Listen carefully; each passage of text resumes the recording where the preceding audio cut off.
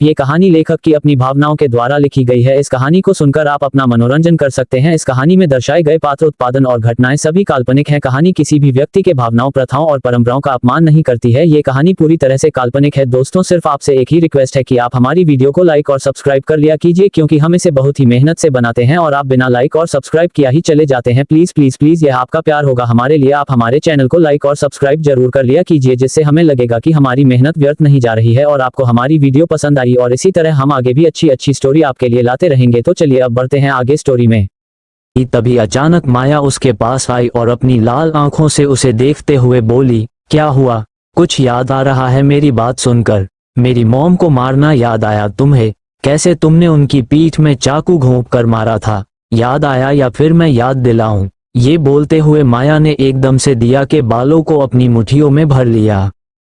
अगले ही पल दिया की जोर की चीख निकल गई और उसने तुरंत माया की तरफ देखा, जिसकी आंखें एकदम खतरनाक हो रखी थी और आज उन आंखों में दिया को खुद की मौत नजर आ रही थी।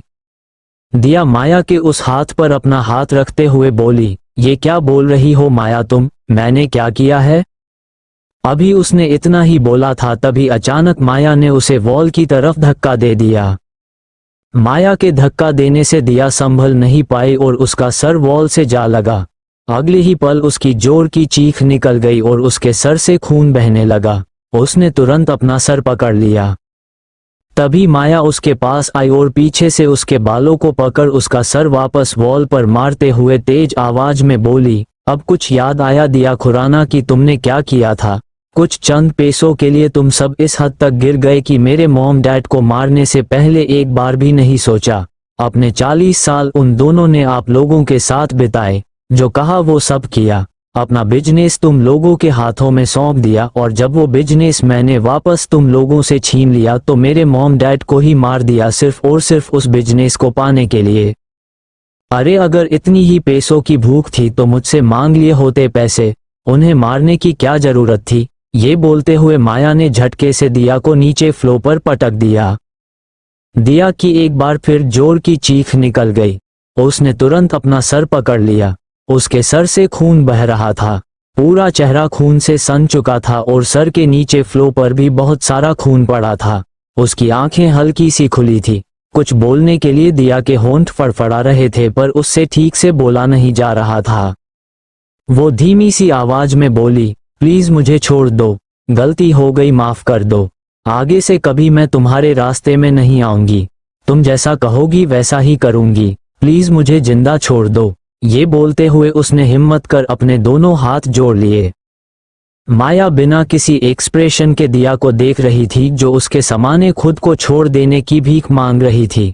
माया के चेहरे पर बेशक कोई एक्सप्रेशन नजर नहीं आ रहे थे, पर आंखें बहुत कुछ शो कर रही थी। गुस्सा, नफरत, सब कुछ नजर आ रहा था माया की आंखों में। माया दिया के पास आते हुए धीमी मगर सर्द आवाज में बोली, माफी चाहिए तुम्हें? जिंदा रहना चाहती हो? ठीक है, छोड़ देती हूँ तुम्हें जिंदा। ये सुनते ही दर्द में भी दिया के चेहरे पर खुशी की चमक आ गई और होंठों पर हल्की सी स्माइल। दिया के चेहरे की चमक देखकर अचानक ही माया के फेस पर डेविल स्माइल आ गई। वो पंजों के बल दिया के पास बैठी और अचानक ही अपने हाथ में पकड़ी नीडल को दिया की नेक में चुभा दिया। दिया की हल्की सी चीख निकल गई और उसने तुरंत अपनी नेक पर अपना हाथ रख लिया। वो अधखुली आंखों से माया को देखते हुए बोली, ये क्या चुभाया है तुमने? क्या किया है? माया खड़ी होते हुए बोली, ज्यादा कुछ नहीं, बस एक इंजेक्शन दिया है। एक ऐसा वायरस जो धीरे धीरे तुम्हारी पूरी बॉडी को पैरालाइज्ड कर देगा। तुम कुछ बोलना चाहोगी पर बोल नहीं पाओगी, चलना चाहोगी पर चल नहीं पाओगी, अपने हाथ को हिला नहीं पाओगी, कुछ नहीं कर सकोगी। तुम जिंदा रहोगी पर जिंदा लाश की तरह। वो वायरस धीरे धीरे तुम्हारे पूरे शरीर को दीमक की तरह तोड़ेगा, तुम्हें तड़पा तड़पा कर तुम्हारी जान लेगा। 2-3 साल तक जिंदा रहोगी तुम, पर वो 2-3 साल नर्क के बराबर होंगे तुम्हारे लिए। तुम्हारी पूरी बॉडी कुछ ही पल में पैरालाइज्ड हो जाएगी और उसके बाद तुम्हारी क्या हालत होगी ये तुम खुद इमेजिन कर सकती हो।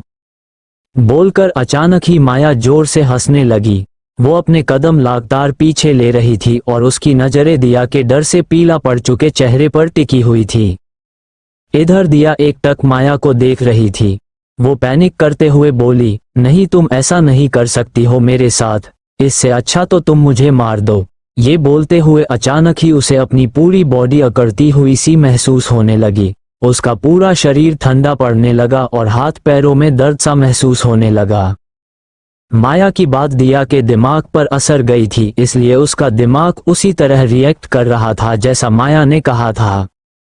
दिया की आवाज सुनकर माया ने हंसना एकदम से बंद कर दिया और वो सार्कास्टिकली बोली, happy life of hell my dear sister, बोलकर वो वॉशरूम से बाहर चली गई। इधर दिया बस माया का नाम चिल्लाते रह गई। दिया जोर से चीखते हुए माया का नाम पुकार रही थी, पर माया पर उसके चिल्लाने का कोई फर्क नहीं पड़ा। माया वॉशरूम से बाहर आई और उसने अपनी मुट्ठी खोल अपनी हथेली में देखा जहां छोटी सी नीडल थी और नीडल की नोक पर हल्का सा खून लगा हुआ था। वो कोई इंजेक्शन नहीं था और नहीं वायरस। माया वापस अपनी मुट्ठी बंद करते हुए बोली, मौत का डर ही आदमी को मौत तक लेकर जाता है, तुम्हें भी मौत का डर मौत तक लेकर जाएगा दिया खुराना। तुम जैसी गंदगी को मारकर मुझे अपने हाथ गंदे नहीं करने हैं। ये बोलते हुए उसने वॉशरूम के डोर को देखा और फिर वो सीधा लिफ्ट की तरफ बढ़ गई। कुछ पल बाद लिफ्ट ग्राउंड फ्लोर पर आकर रुकी। माया लिफ्ट से बाहर आई और उसकी नजरें सीधे सामने खड़े वीरेन और नीलिमा पर पड़ी, जो न जाने कब से लिफ्ट की तरफ ही देख रहे थे। वीरेन और शालिनी को देखते हुए माया के फेस पर अजीब सी स्माइल आ गई। वो उसी तरह मुस्कुराते हुए उन दोनों के सामने खड़ी हो गई और धीमी सी आवाज में बोली, चले। ये सुनते ही वीरेन जल्दी से बोला, हाँ बेटा चलो, हम तो कब से इंतजार कर रहे थे, बोलकर उसने माया को चलने का इशारा किया। माया ने एक नज़र उसे देखा और फिर सीधे केक की तरफ बढ़ गई, जो ऊपर सेकंड फ्लोर की रेलिंग से थोड़ा सा आगे रखा हुआ था। सारे मेहमान हॉल के बीच में आ गए और क्लैपिंग करते हुए माया को बर्थडे विश करने लगे। माया ने एक नज़र सबको देखा और फिर अपने हाथ में नाइफ उठा लिया।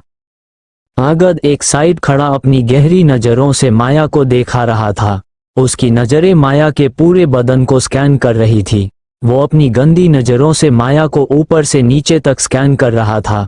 पहले उसे माया में इंटरेस्ट नहीं था, लेकिन अब वो माया को पाना चाहता था, या फिर यूं कहे कि वो माया के जिस्म को पाना चाहता था, क्योंकि प्यार तो आगद जैसा इंसान खुद के अलावा किसी और से कर ही नहीं सकता है। वीरेन और नीलिमा चारों तरफ दिया को देख रहे थे, पर वो उन्हें कहीं नजर नहीं आ रही थी। वीरेन चारों तरफ देखते हुए बोला, नीलिमा जी दिया कहाँ है? माया के केक कट करने के बाद 50% शेयर माया उसके नाम पर करने वाली है और वो ही कहीं नजर नहीं आ रही है। ये बोलते हुए उसने नीलिमा की तरफ देखा, जो खुद चारों तरफ दिया को देख रही थी। उसकी बात सुनकर नीलिमा ने वीरेन की तरफ देखा और परेशानी से बोली, पता नहीं वीरेन जी दिया कहाँ चली गई है, कुछ देर पहले तो वो यही थी। तभी वीरेन बीच में बोला, कुछ देर पहले थी ये तो मुझे भी पता है, पर अब कहाँ है वो? ये बोलते हुए उसके चेहरे पर गुस्सा उभर आया था। वीरेन और नीलिमा कितनी देर से माया के केक कट करने का वेट कर रहे थे और अब दिया को पार्टी से गायब देखकर उन दोनों को ही दिया पर गुस्सा आ रहा था। अगर दिया टाइम पर यहाँ नहीं आई तो फिर पता नहीं वापस माया का मूड बदल जाए और वो शेयर नाम करने से मना कर दे। यही सब कुछ वीरेन और नीलिमा के मन में चल रहा था, जिससे उन्हें दिया पर और ज्यादा गुस्सा आ रहा था। इधर माया की नजरें किसी को ढूंढ रही थी। उसने नजरें घुमा चारों तरफ देखा, उसकी नजरें आग्नेय को ढूंढ रही थी। पता नहीं क्यों, पर वो अभी आग्नेय को यहाँ चाहती थी। माया ने एकदम से अपना सर झटका और वो केक कट करने को होती है, लेकिन तभी एक तेज आवाज के साथ कोई ऊपर के फ्लो से नीचे आ गिरा। सारे लोग तुरंत पीछे हट गए और हैरानी से अपने सामने फ्लो पर पड़ी दिया को देखने लगे। दिया पेट के बल नीचे गिरी हुई थी और उसके सर और मुंह से खून बह रहा था, जो फ्लो पर चारों तरफ बिखर गया था। सब हैरानी से दिया को देख रहे थे, जिसने सुसाइड कर लिया था। वो माया की बात सुनकर इतनी ज्यादा डर चुकी थी कि उसने जीने से ज्यादा मरना चुना। वो ऊपर के फ्लो से नीचे कूद गई, जिससे उसका सर मुंह सब कुछ फूट गया। वो कोई रिएक्ट नहीं कर रही थी, शायद वो मर चुकी थी। उसकी सांसों ने उसका साथ छोड़ दिया था। अगले ही पल उस पूरे शांत माहौल में नीलिमा की जोर की चीख दिया गूंज गई। नीलिमा की चीख सुनकर सब अपने होश में आए। सबने एकदम से नीलिमा की तरफ देखा जो आंसू भरी आंखों से दिया को देख रही थी। तभी आगत जल्दी से दिया के पास आया और उसके पास नीचे बैठकर उसका सर अपनी गोद में रखते हुए बोला, दिया, दिया आंखें खोलो। ये बोलते हुए वो दिया का गाल थपथपा रहा था पर दिया कोई रिस्पॉन्स नहीं कर रही थी। वीरेन, नीलिमा और कामिनी भी जल्दी से दिया के पास आकर नीचे बैठ गए। नीलिमा दिया के गालों को थपथपाते हुए बोली, दिया बेटा आंखें खोलो, हमें बताओ ये सब किसने किया है। दिया आंखें खोलो। ये बोलते हुए उसकी आंखों से तेजी से आंसू बह रहे थे और चेहरे पर बेहिसाब दर्द नजर आ रहा था। वीरेन की आंखों में भी आंसू भर आए थे। वो जोर से चिल्लाते हुए बोला, कोई एम्बुलेंस को फोन करो जल्दी से। दिया कुछ नहीं होगा तुम्हें, तुम्हारे डैड है यहाँ पर, मैं कुछ नहीं होने दूंगा तुम्हें। ये बोलते हुए वीरेन ने दिया का सर अपनी गोद में रख लिया। उसकी आंखों से आंसू बहकर दिया के चेहरे पर गिर रहे थे। वीरेन और नीलिमा दोनों के चेहरे पर बेहिसाब दर्द नजर आ रहा था। वही दर्द जो 1 महीने पहले माया के चेहरे पर नजर आ रहा था। वही आंसू जो माया की आंखों से बहे थे, वे अब वीरेन और नीलिमा की आंखों से निकल रहे थे। कामिनी की आंखों में भी पानी भर आया था। उसने अपने साड़ी के पल्लू को मुंह में भर लिया और जोर से सिसकते हुए रोने लगी। उसकी आंखों से आंसू बह रहे थे जो नकली नहीं थे। इधर आगत भी हैरानी से दिया को देख रहा था क्योंकि उसे अभी तक बिलीव नहीं हो रहा था कि दिया ने सुसाइड कर लिया है। उसने जब दिया को हाथ लगाया था तब ही उसे पता चल चुका था कि दिया मर चुकी है। आगत अभी हैरानी से दिया को देख ही रहा था तभी अचानक उसका फोन रिंग किया, जिसकी आवाज सुनकर वो होश में आया। उसने सबकी तरफ देखा जो दिया को देख रहे थे और फिर अपना फोन निकाल कॉल पिक कर कान पर लगा लिया। तभी दूसरी तरफ से किसी की घबराई हुई सी आवाज आई, सर वो हमारी कंपनी में किसी ने आग लगा दी है, मतलब ब्लास्ट हुआ था और वो अब पूरी तरह जल चुकी है। सब कुछ जल गया, कुछ नहीं बचा है। प्लीज सर आप जल्दी से मेहरा इंटरप्राइजेज आ जाइए क्योंकि हमने तो अपनी पूरी कोशिश कर ली है। आग बुझाने की पर आग बुझने की जगह और तेज होती जा रही है। ये सुनते ही आगत एकदम से शॉक रह गया। ये उसके लिए दूसरा झटका था जो अभी 5 मिनट के अंदर ही उसे लगा था। आगत के हाथ से फोन छूटकर नीचे गिर गया, जिसकी आवाज सुन कामिनी ने उसकी तरफ देखा जो शॉक्ड बैठा सामने देख रहा था। कामिनी ने एक नजर आगत के फोन को देखा और फिर रोते हुए धीरे से उसके कंधे पर हाथ रखते हुए बोली, बेटा ये सब क्या हो गया, हमारी दिया। इतना बोल वो चुप हो गई और जोर से रोने लगी। कामिनी को लग रहा था कि आगत इतना शौक दिया को देखकर हुआ है, जबकि दिया से बड़ा शौक तो उसे खुद की कंपनी के जलने का लगा था। आगत जैसा आदमी खुद से और पैसों के अलावा किसी और से प्यार कर ही नहीं सकता था। तभी अचानक आगत के फेस पर दर्द की लकीरें उभर आई और अगले ही पल उसने अपने सीने पर हाथ रख लिया। उसका पूरा चेहरा पसीने से भीग गया और उसकी पूरी बॉडी कांपने लगी। किसी का भी ध्यान उस पर नहीं था, सब दिया को देख रहे थे। इधर माया बिना किसी एक्सप्रेशन के खड़ी सामने नीलिमा और वीरेन को रोते बिलखते देख रही थी। अचानक ही उसके फेस पर डेंजर स्माइल आ गई। वो धीमी सी आवाज में बोली, कहा था ना कि यहाँ पार्टी नहीं बल्कि मौत का मातम मनेगा। बोलकर वो अजीब तरह से मुस्कुरा दी। आगे स्टोरी और भी इंटरेस्टिंग है, लेकिन दोस्तों आगे बढ़ने से पहले चैनल को लाइक और सब्सक्राइब कर लो और 200 लाइक का टारगेट पूरा कर दो। और अगर स्टोरी आपको पसंद नहीं आ रही है तो हमें कमेंट करके जरूर बताइए, जिससे ये स्टोरी हम यहीं पर रोक दें और दूसरी नई स्टोरी आपके लिए लेकर आए। चलिए अब आगे स्टोरी में बढ़ते हैं। Story by SS explainer. अचानक आगत के फेस पर दर्द की लकीरें उभर आई और अगले ही पल उसने अपने सीने पर हाथ रख लिया। उसका पूरा चेहरा पसीने से भीग गया और उसकी पूरी बॉडी कांपने लगी। किसी का भी ध्यान उस पर नहीं था, सब दिया को देख रहे थे। इधर माया बिना किसी एक्सप्रेशन के खड़ी सामने नीलिमा और वीरेन को रोते बिलखते देख रही थी। अचानक ही उसके फेस पर डेंजर स्माइल आ गई। वो धीमी सी आवाज में बोली, कहा था ना कि यहाँ पार्टी नहीं बल्कि मौत का मातम मनेगा। बोलकर वो अजीब तरह से मुस्कुरा दी। तभी अचानक सबके कानों में आगत के चीखने की आवाज पड़ी, जिसे सुनते ही सबने एकदम से आगत की तरफ देखा जो अपने सीने पर हाथ रखे आधा फ्लो पर लेटा हुआ था। उसका पूरा चेहरा पसीने से भीगा हुआ था और चेहरे पर बेशुमार दर्द नजर आ रहा था। आगद को ऐसे देखकर कामिनी एकदम से हैरान रह गई। अगले ही पल वो जल्दी से आगद के पास आई और घबराते हुए बोली, आगद बेटा क्या हुआ? आगद, आंखें खोलो आगद। ये बोलते हुए कामिनी जोर से रोने लगी क्योंकि आगद की आंखें बंद हो चुकी थी, वो कोई रिएक्ट नहीं कर रहा था।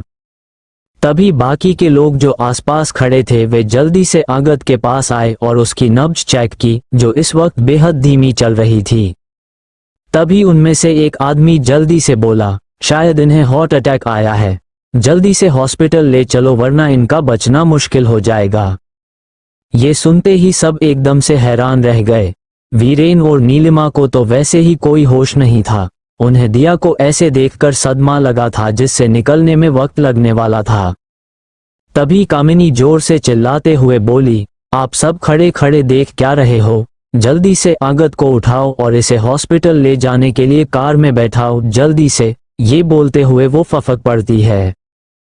कामिनी की बात सुनकर जल्दी से 4-5 लोग आगद के पास आए और उसे उठाकर बाहर ले गए।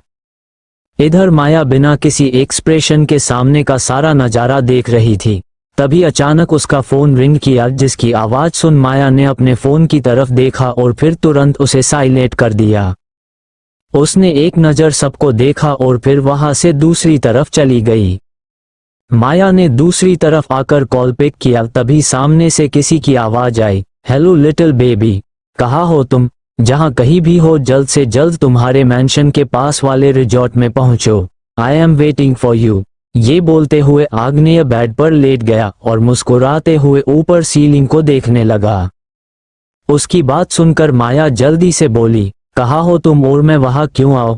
क्या पता तुमने कोई मेरे लिए सीरियस प्लान किया हो, मतलब अपना कोई बचा हुआ सो कोल्ड बदला पूरा करने के लिए मुझे मारने वारने का प्लान। तभी आग्नेय बीच में बोला, just shut up little baby, तुमसे जितना कहा है उतनो करो, और हाँ तुम किसी से नहीं डरती हो ये बात पता है मुझे, तो अपना ये डरने का ड्रामा बंद करो। तुम्हारे लिए सरप्राइज है न कि कुछ प्लान किया है, ओके जल्दी पहुंचो मेरी बताई हुई जगह पर। ये बोलते हुए वो बेड पर उठकर बैठ गया। उसकी बात सुनकर माया अपनी एक भौं ऊपर चढ़ाते हुए बोली, मुझे ऑर्डर दे रहे हो तुम?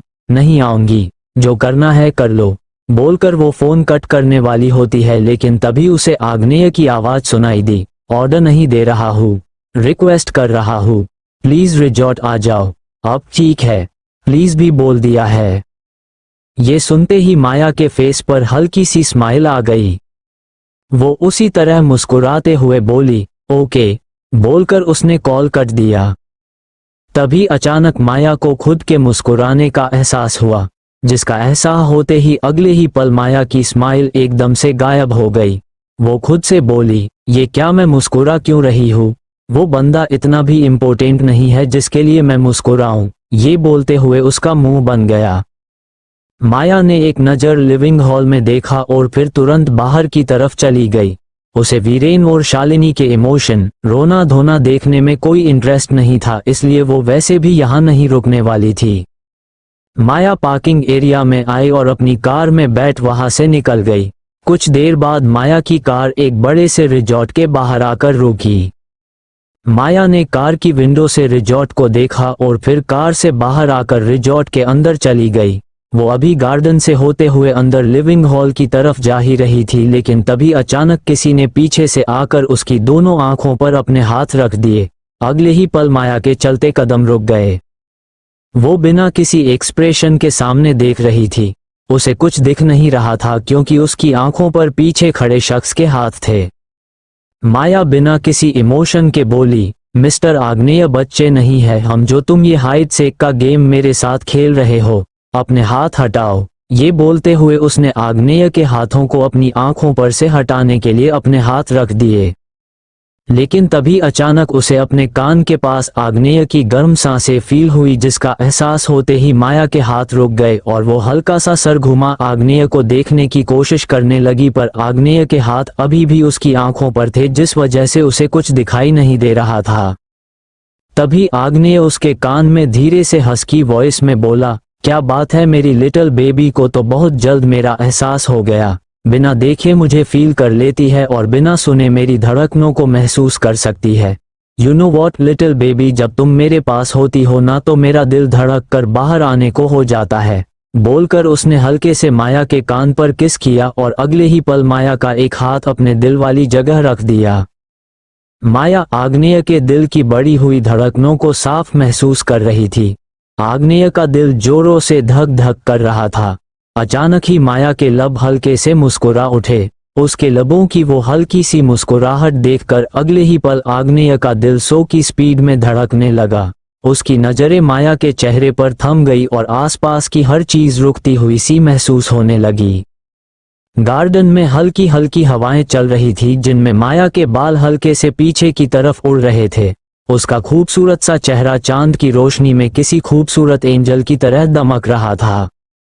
क्या हुआ, कहाँ खो गए हो मिस्टर वालिया? आग्नेय को कुछ नहीं बोलता सुन माया ने धीरे से कहा। माया की आवाज सुनकर आग्नेय तुरंत अपने होश में आया। उसने अपनी नजरें इधर उधर करके देखा और फिर अपने बालों में हाथ फेरते हुए हल्का सा मुस्कुरा दिया। उसके हाथ हटाते ही माया ने तुरंत उसकी तरफ देखा जो उसे देखकर मुस्कुरा रहा था। आग्नेय को मुस्कुराता देख माया अपने दोनों हाथ सीने पर फोल्ड करते हुए बोली, मिस्टर वालिया तुम मुस्कुरा रहे हो, सीरियसली कुछ गलत नहीं देख लिया है ना मैंने? ये बोलते हुए वो आग्नेय की आंखों में देख रही थी। उसकी बात सुनकर आग्नेय की स्माइल एकदम से गायब हो गई। अगले ही पल उसने माया की कमर में अपना हाथ डाल उसे अपने बेहद करीब खींच लिया।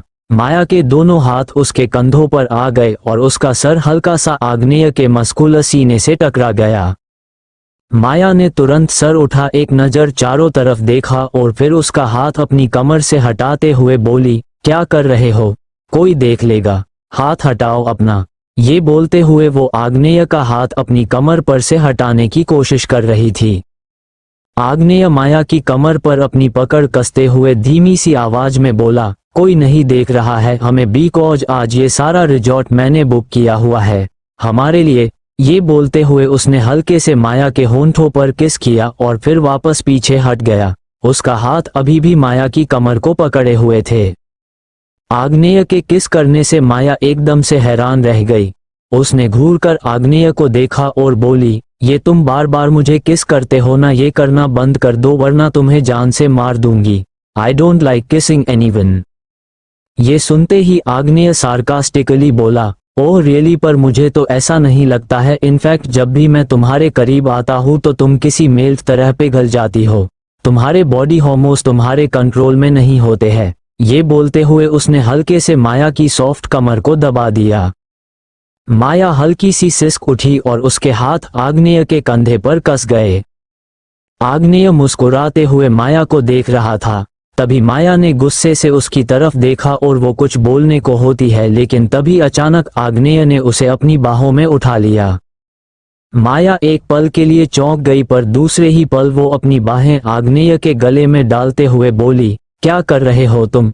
नीचे उतारो मुझे, भगवान ने मुझे 2 पैर दिए हैं, चल सकती हूँ मैं। ये बोलते हुए वो हल्की सी कसमसाए। उसकी बात सुनकर आग्नेय सामने देखकर चलते हुए बोला, आई नो लिटिल बेबी तुम चल सकती हो, बट अभी मेरा मन तुम्हें अपनी गोद में उठाकर चलने का कर रहा है, सो मैंने तुम्हें अपनी गोद में उठा लिया। यू नो मेरा जो मन करता है मैं वो करके ही रहता हूँ। ये बोलते हुए उसने माया की तरफ देखा जो उसकी बात सुनकर उसे अजीब नजरों से देख रही थी। तभी आग्नेय ने एक जगह आकर माया को नीचे उतार दिया और अगले ही पल उसके पेट पर अपने दोनों हाथ रखकर उसे अपने बेहद करीब खींच लिया। माया की पीठ आग्नेय के सीने से आ लगी। उसने हल्के से सर टेढ़ाकर आग्नेय के चेहरे को देखा जो सामने देख रहा था। तभी आग्नेय ने माया की तरफ देखा और धीमी सी आवाज में बोला, सी बोलकर उसने माया का चेहरा आगे की तरफ कर दिया। माया ने सामने देखा और सामने का नजारा देख उसकी नजरें वही थम गई। सामने बीच में एक बड़ा सा राउंड साइज टेबल रखा हुआ था और उसके पास में आमने सामने 2 चेयर रखी हुई थी। टेबल और चेयर को बेहद खूबसूरत आर्टिफिशियल फूलों से सजाया हुआ था। टेबल के बीच में बड़ा सा केक रखा हुआ था और केक के ऊपर छोटी छोटी कैंडल रखी हुई थी जो 20 के आसपास थी, क्योंकि आज माया पूरी 20 साल की हो गई थी। सामने वॉल थी जिस पर व्हाइट और रेड हार्ट शेप बलून से बेहद खूबसूरत तरीके से सजाया हुआ था। उसके बीच में एक बड़ा सा बोर्ड लगा हुआ था जिस पर गुलाब की पंखुड़ियां को लगाकर हैप्पी बर्थडे लिटिल बेबी लिखा हुआ था। बीच में रखी राउंड साइज टेबल से थोड़ी सी दूर नीचे सोने के लिए वाइट गद्दे बिछाए हुए थे। डेकोरेशन जितनी नॉर्मल थी उतनी ही ज्यादा खूबसूरत भी थी। आग्नेय ने ये सब कुछ 1 घंटे पहले किया था, उससे जितना हो पाया था उतना उसने किया था। माया सामने देखते हुए धीमी सी आवाज में बोली, ब्यूटीफुल। तभी आग्नेय माया के कंधे पर अपनी चीन टिकाते हुए बोला, it is there but not more than you. बोलकर उसने हल्के से माया की नेक पर किस किया और उसके चेहरे को देखने लगा। माया ने हल्का सा टेढ़ा कर आग्नेय की तरफ देखा और मुस्कुराते हुए बोली, तुम फ्लर्ट कर रहे हो मेरे साथ।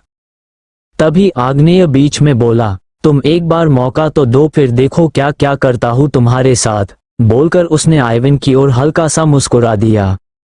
उसकी बात सुनकर माया कुछ बोलने को होती है, लेकिन तभी आग्नेय उसका हाथ पकड़ टेबल के पास ले जाते हुए बोला, लिटिल बेबी केक कट का टाइम हो गया है, पहले केक कट करो, बातें बाद में करेंगे, पूरी रात पड़ी है बात करने के लिए। ये बोलते हुए वो माया को टेबल के पास ले आया। माया ने एक नज़र उसे देखा और फिर केक की तरफ देखने लगी। माया हल्की सी केक की तरफ झुकी और उस पर जल रही कैंडल्स को फूंक मारकर बुझा दिया। आग्नेय ने क्लैपिंग करते हुए माया को हैप्पी बर्थडे विश किया और उसके बाद माया ने अपने हाथ में केक कट करने के लिए नाइफ उठा लिया। माया ने हल्का सा सर घुमा आग्नेय को देखा और दूसरे ही पल उसका हाथ अपने हाथ में पकड़ लिया। आग्नेय ने हैरानी और कंफ्यूजन से उसकी तरफ देखा, तभी माया ने उसके ओर अपने हाथ से केक कट किया। आग्नेय के फेस पर हल्की सी स्माइल आ गई। केक कट करने के बाद माया ने केक का एक बड़ा सा पीस उठाया और आग्नेय की तरफ पलटकर उसके होंठों के पास केक का पीस लगा दिया। आग्नेय ने एक नज़र माया के हाथ को देखा और फिर उसके चेहरे को देखने लगा। आग्नेय को अपना मुंह नहीं खोलता देख माया धीरे से बोली, क्या हुआ, तुम खा क्यों नहीं रहे हो, क्या केक पसंद नहीं है तुम्हें? ये सुनते ही आग्नेय तिरछा मुस्कुरा कर बोला, मुझे नॉर्मल तरीके से केक खाना पसंद नहीं है, मैं स्पेशल तरीके से खाता हूँ और सामने वाले को भी स्पेशल तरीके से ही खिलाता हूँ। बोलकर उसने एकदम से केक के पीस को अपने हाथ में पकड़ लिया और अगले ही पल केक के पीस को माया के होंठों से लगा दिया और अपने होंठ भी केक के पीस पर रख दिए। माया एकदम से हैरान रह गई, उन दोनों के होंठों के बीच केक का पीस था। तभी आग्नेय ने हल्का सा वो पीस खाया और माया के मुंह की तरफ उसे खिसका दिया। माया के होंठ जो हल्के से खुले हुए थे उनमें चॉकलेट केक का टेस्ट जाने लगा और वो टेस्ट धीरे धीरे माया के मुंह में घुलने लगा। तभी आग्नेय ने माया को कमर से पकड़ टेबल पर बैठा दिया और खुद उसके दोनों पैरों के बीच में आकर खड़ा हो गया। तभी अचानक आग्नेय ने पीछे पड़े केक से एक बड़ा सा पीस अपने हाथ में उठा लिया और अगले ही पल माया की साड़ी का पल्लू उसके सीने से खींचकर अलग कर दिया। उसके इस एक्शन से माया एकदम से हैरान रह गई और उसने अपनी आंखें बड़ी बड़ी कर आग्नेय की आंखों में देखा जो खुद उसकी आंखों में देख रहा था। उन दोनों के होंठों के बीच में केक का पीस अभी भी था और वे दोनों एक दूसरे की आंखों में देख रहे थे। आग्नेय की आंखों में अलग सी ही शरारत नजर आ रही थी जिसे देखकर माया का रोम रोम सिहर उठा। इस एपिसोड को समझने के लिए पीछे का एपिसोड जरूर सुनने और इसी तरह की और भी रोमांचक स्टोरी को सुनने के लिए हमारे चैनल एसएस एक्सप्लेनर को लाइक और सब्सक्राइब कर लें। अब एपिसोड में आगे। तभी अचानक आग्नेय ने पीछे पड़े केक से एक बड़ा सा पीस अपने हाथ में उठा लिया और अगले ही पल माया की साड़ी का पल्लू उसके सीने से खींचकर अलग कर दिया। उसके इस एक्शन से माया एकदम से हैरान रह गई और उसने अपनी आंखें बड़ी बड़ी कर आग्नेय की आंखों में देखा जो खुद उसकी आंखों में देख रहा था। उन दोनों के होंठों के बीच में केक का पीस अभी भी था और वे दोनों एक दूसरे की आंखों में देख रहे थे। आग्नेय की आंखों में अलग सी ही शरारत नजर आ रही थी जिसे देखकर माया का रोम रोम सिहर उठा। तभी आग्नेय ने केक के पीस को आधा खा लिया और अब थोड़ा सा पीस बचा था जो माया के होंठों से लगा हुआ था। अगले ही पल आग्नेय ने माया को होंठों को अपने होंठों के बीच दबा लिया और अब वो केक का छोटा सा पीस माया और आग्नेय के मुंह के बीच में दबा हुआ था। केक धीरे धीरे पिघलते हुए माया और आग्नेय दोनों के मुंह में घुल रहा था। आग्नेय ने अपना हाथ जिसमें उसने केक का पिस पकड़ हुआ था उसे माया की नेक पर रखा और धीरे धीरे केक का सारा पिस माया की नेक पर रगड़ने लगा। आग्नेय की उंगलियों की छुअन से माया की आंखें अपने आप बंद हो गई और वो टेबल पर हल्का सा पीछे की तरफ झुक गई। उन दोनों के होंठ अभी भी जुड़े हुए थे। आग्नेय ने माया के होंठों पर अपने होंठ रखे थे। वो किस नहीं कर रहा था। तभी माया ने धीरे धीरे से अपने होंठों से आग्नेय के अपर लिप को अपने होंठों के बीच भर लिया और वो प्यार से उसके होंठों को चूमने लगी। माया का साथ पाकर अचानक ही आग्नेय की आंखों में चमक आ गई। उसकी उंगलियां सेंशुअली माया की नेक को छूते हुए नीचे की तरफ आने लगी, जिसे महसूस कर अगले ही पल माया की पकड़ आग्नेय के कंधे पर कस गई और वो और ज्यादा टेबल पर झुक गई। अचानक ही माया की गर्म पीठ ठंडी टेबल से टकरा गई, जिससे माया वापस हल्का सा ऊपर की तरफ उठ गई। आग्नेय ने हल्की सी आंखें खोल माया को देखा, जिसके चेहरे पर मधोशी साफ नजर आ रही थी। माया अभी जिस एज में थी उस एज में उसके हार्मोन्स चेंज हो रहे थे और उससे भी बड़ी बात, माया को कभी भी आग्नेय का टच गलत नहीं लगा। कभी उसके छूने से उसे नेगेटिव फीलिंग नहीं आई। आग्नेय पहले क्या करता था क्या नहीं, इससे माया को कोई मतलब नहीं था। वो पास्ट की चीजों में उलझकर जीने वाली लड़की नहीं बल्कि अपने प्रेजेंट को जीने वाली लड़की थी और उसका प्रेजेंट आग्नेय था जिसके साथ वो अभी थी। कुछ देर बाद आग्नेय ने माया के होंठों को छोड़ा और उसके चेहरे को देखने लगा। माया की आंखें बंद थी और वो गहरी गहरी सांसें ले रही थी। उसका छोटा सा खूबसूरत सा चेहरा एकदम लाल पड़ चुका था, जिससे वो चांद की रोशनी में और ज्यादा खूबसूरत लग रही थी। कुछ पल बाद माया ने अपनी आंखें खोल आग्नेय को देखा, जो खुद उसे ही देख रहा था। तभी आग्नेय ने माया की पीठ पर अपनी हथेली रखी और झटके से उसे खुद की तरफ खींच लिया। अगले ही माया आग्नेय के बेहद करीब आ गई, इतनी कि उन दोनों की सांसें आपस में घुल रही थी। उनकी नोज आपस में टच हो रही थी। वे दोनों एक दूसरे की आंखों में देख रहे थे। तभी आग्नेय हल्की सी आवाज में बोला, I love you little baby. I don't know ये कब हुआ पर अब हो गया है and I accepted my feelings. मुझे पहले लगा शायद तुमसे एक अट्रैक्शन है, बट अभी मुझे समझ आया कि मेरी फीलिंग्स एक अट्रैक्शन नहीं बल्कि उससे बढ़कर है। तुम्हें मुझसे प्यार है या नहीं ये मुझे नहीं पता, लेकिन हाँ मुझे तुमसे सच्चा वाला प्यार हो गया और अब तुम्हारा जवाब क्या होगा क्या नहीं, इस बात से मेरे प्यार पर कोई फर्क नहीं पड़ने वाला है। ये बोलते हुए उसने माया के साड़ी का पल्लू वापस उसके कंधे पर डाल दिया और उससे 2 कदम पीछे हट गया। माया के करीब होने से आग्नेय बहक रहा था और वो बिना माया की मर्जी जाने उसके करीब नहीं जाना चाहता था। माया चुपचाप आग्नेय की आंखों में देख रही थी। उसने आग्नेय की बात सुनकर कोई रिएक्ट नहीं किया था। आग्नेय कुछ पल रुककर माया की आंखों में देखते हुए बोला, मुझे तुम्हें कुछ और भी बताना है। आई मीन अपने पास्ट के बारे में। मेरे पहले बहुत सी लड़कियों के साथ फिजिकल रिलेशन रह चुके हैं, लेकिन जब से तुम मेरी लाइफ में आए हो मैंने किसी की तरफ आंख उठाकर भी नहीं देखा है। मैं ये सब कुछ तुम्हें इम्प्रेस करने के लिए नहीं बता रहा हूँ बल्कि इसलिए बता रहा हूँ क्योंकि उसने इतना ही बोला था तभी माया ने उसके होंठों पर अपनी एक उंगली रखकर उसे चुप कर दिया। आग्नेय चुपचाप माया की आंखों में देख रहा था। इस एपिसोड को समझने के लिए पीछे का एपिसोड जरूर सुनने और इसी तरह की और भी रोमांचक स्टोरी को सुनने के लिए हमारे चैनल एसएस एक्सप्लेनर को लाइक और सब्सक्राइब कर लें। अब एपिसोड में आगे। माया के करीब होने से आग्नेय बहक रहा था और वो बिना माया की मर्जी जाने उसके करीब नहीं जाना चाहता था। माया चुपचाप आग्नेय की आंखों में देख रही थी। उसने आग्नेय की बात सुनकर कोई रिएक्ट नहीं किया था। आग्नेय कुछ पल रुककर माया की आंखों में देखते हुए बोला, मुझे तुम्हें कुछ और भी बताना है। आई मीन अपने पास्ट के बारे में। मेरे पहले बहुत सी लड़कियों के साथ फिजिकल रिलेशन रह चुके हैं, लेकिन जब से तुम मेरी लाइफ में आए हो मैंने किसी की तरफ आंख उठाकर भी नहीं देखा है। मैं ये सब कुछ तुम्हें इम्प्रेस करने के लिए नहीं बता रहा हूँ बल्कि इसलिए बता रहा हूँ क्योंकि उसने इतना ही बोला था तभी माया ने उसके होंठों पर अपनी एक उंगली रखकर उसे चुप कर दिया। आग्नेय चुपचाप माया की आंखों में देख रहा था। माया आग्नेय की आंखों में देखते हुए बोली, तुम्हारे प्रेजेंट में कौन है, मतलब अब तुम्हारे कितनी लड़कियों के साथ रिलेशन है। ये बोलते हुए उसने अपनी उंगली आग्नेय के होंठों पर से हटा ली और खामोशी से उसकी आंखों में देखने लगी। माया की आंखों में कुछ इमोशन आकर गुजर गए। उसका सवाल सुनकर आग्नेय कुछ पल रुककर धीमी सी आवाज में बोला, फिलहाल मेरी लाइफ में तुम्हारे अलावा और कोई लड़की नहीं है और नहीं फ्यूचर में कोई होगी। ये बोलते वो अपनी गहरी नजरों से माया की आंखों में देख रहा था। आग्नेय का जवाब सुनकर माया हल्का सा मुस्कुराई और उसने आग्नेय का हाथ अपने हाथ में थामते हुए कहा, अगर तुम्हारे प्रेजेंट और फ्यूचर में मैं हूं तो फिर मुझे तुम्हारे पास्ट से कोई मतलब नहीं है। तुम पास्ट में क्या थे, किसके साथ थे, इससे मुझे कोई मतलब नहीं है, लेकिन अगर अब तुम्हारी लाइफ में मेरे अलावा और कोई भी लड़की आए तो पहले उसकी जान लूंगी और फिर तुम्हारी। मुझे कमजोर समझने की गलती मत करना वरना संभलने का मौका भी नहीं मिलेगा। ये बोलते हुए वो आग्नेय की आंखों में देख रही थी।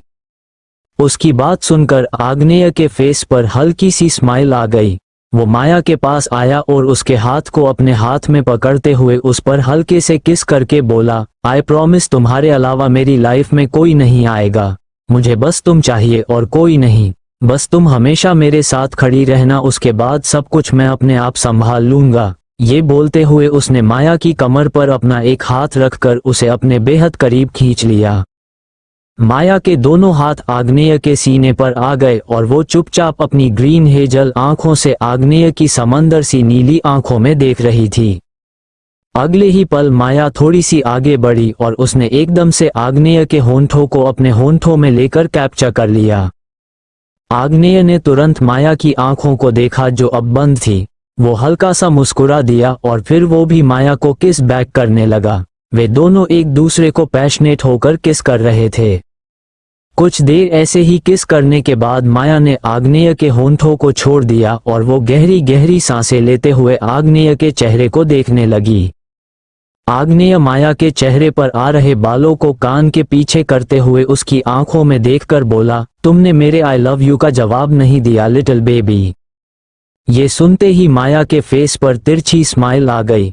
उसने आग्नेय का कॉलर पकड़कर एकदम से अपने करीब खींच लिया और उसकी आंखों में देखते हुए बोली, मेरा जवाब इतना सस्ता नहीं है जो आसानी से तुम्हें मिल जाएगा। अगर तुम खुद पता लगा सको लगा लो। मुझसे उम्मीद मत करना कि मैं कभी तुम्हारे उन 3 वर्ड्स का जवाब दूंगी। बोलकर वो टेढ़ा मुस्कुरा दी। आग्नेय ने एक नज़र अपने कॉलर की तरफ देखा जिसे माया ने पकड़ा हुआ था और फिर उसके हाथ अपनी कॉलर से हटाते हुए उसकी आंखों में देखकर बोला, तुम्हारे मुंह से उन 3 वर्ड्स को सुनने का बेसब्री से इंतजार रहेगा, माय लिटिल फायर बेबी। ये बोलते हुए उसने माया के हाथ अपनी कॉलर से हटा दिए और अपने शर्ट के ऊपर के 2 बटन खोल दिए। माया ने एक नज़र आग्नेय की तरफ देखा और फिर उसकी नज़रें खुद पर आकर ठहर गई। अपनी नेक पर केक लगा देख माया अजीब सा मुंह बनाते हुए बोली, ये क्या किया है तुमने? गालों पर केक लगाते देखा है लेकिन नेक पर केक कौन लगाता है? बोलकर उसने घूरकर आग्नेय की तरफ देखा जो खुद उसे ही देख रहा था।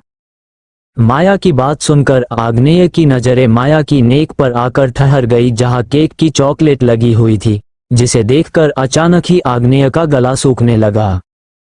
उसने अपने होंठों पर हल्की सी जीभ फिराई और उसकी इस हरकत पर अचानक ही माया का रोम रोम सिहर उठा। वो अपनी नज़रें इधर उधर करके देखने लगी। तभी माया को अपनी नेक पर आग्नेय की गर्म सांसें फील हुई, जिसका एहसास होते ही माया ने आग्नेय की तरफ देखा जो उसकी नेक पर झुका हुआ था। अगले ही पल आग्नेय ने अपने गर्म होंठों को माया की ठंडी गर्दन पर रख दिया। इस एहसास से माया हल्की सी सिसक उठी और अगले ही पल उसकी आंखें बंद हो गई। उसकी पकड़ टेबल पर कस गई। आग्नेय धीरे धीरे माया की नेक को चूम रहा था। माया की नेक पर लगी चॉकलेट को आग्नेय अपने होंठों से साफ कर रहा था। धीरे धीरे आग्नेय के होंठ माया के कंधे पर आ गए। आग्नेय ने अपने एक हाथ से माया के बालों को पीछे किया और हल्का सा उसका साड़ी का पल्लू कंधे से नीचे सरका दिया।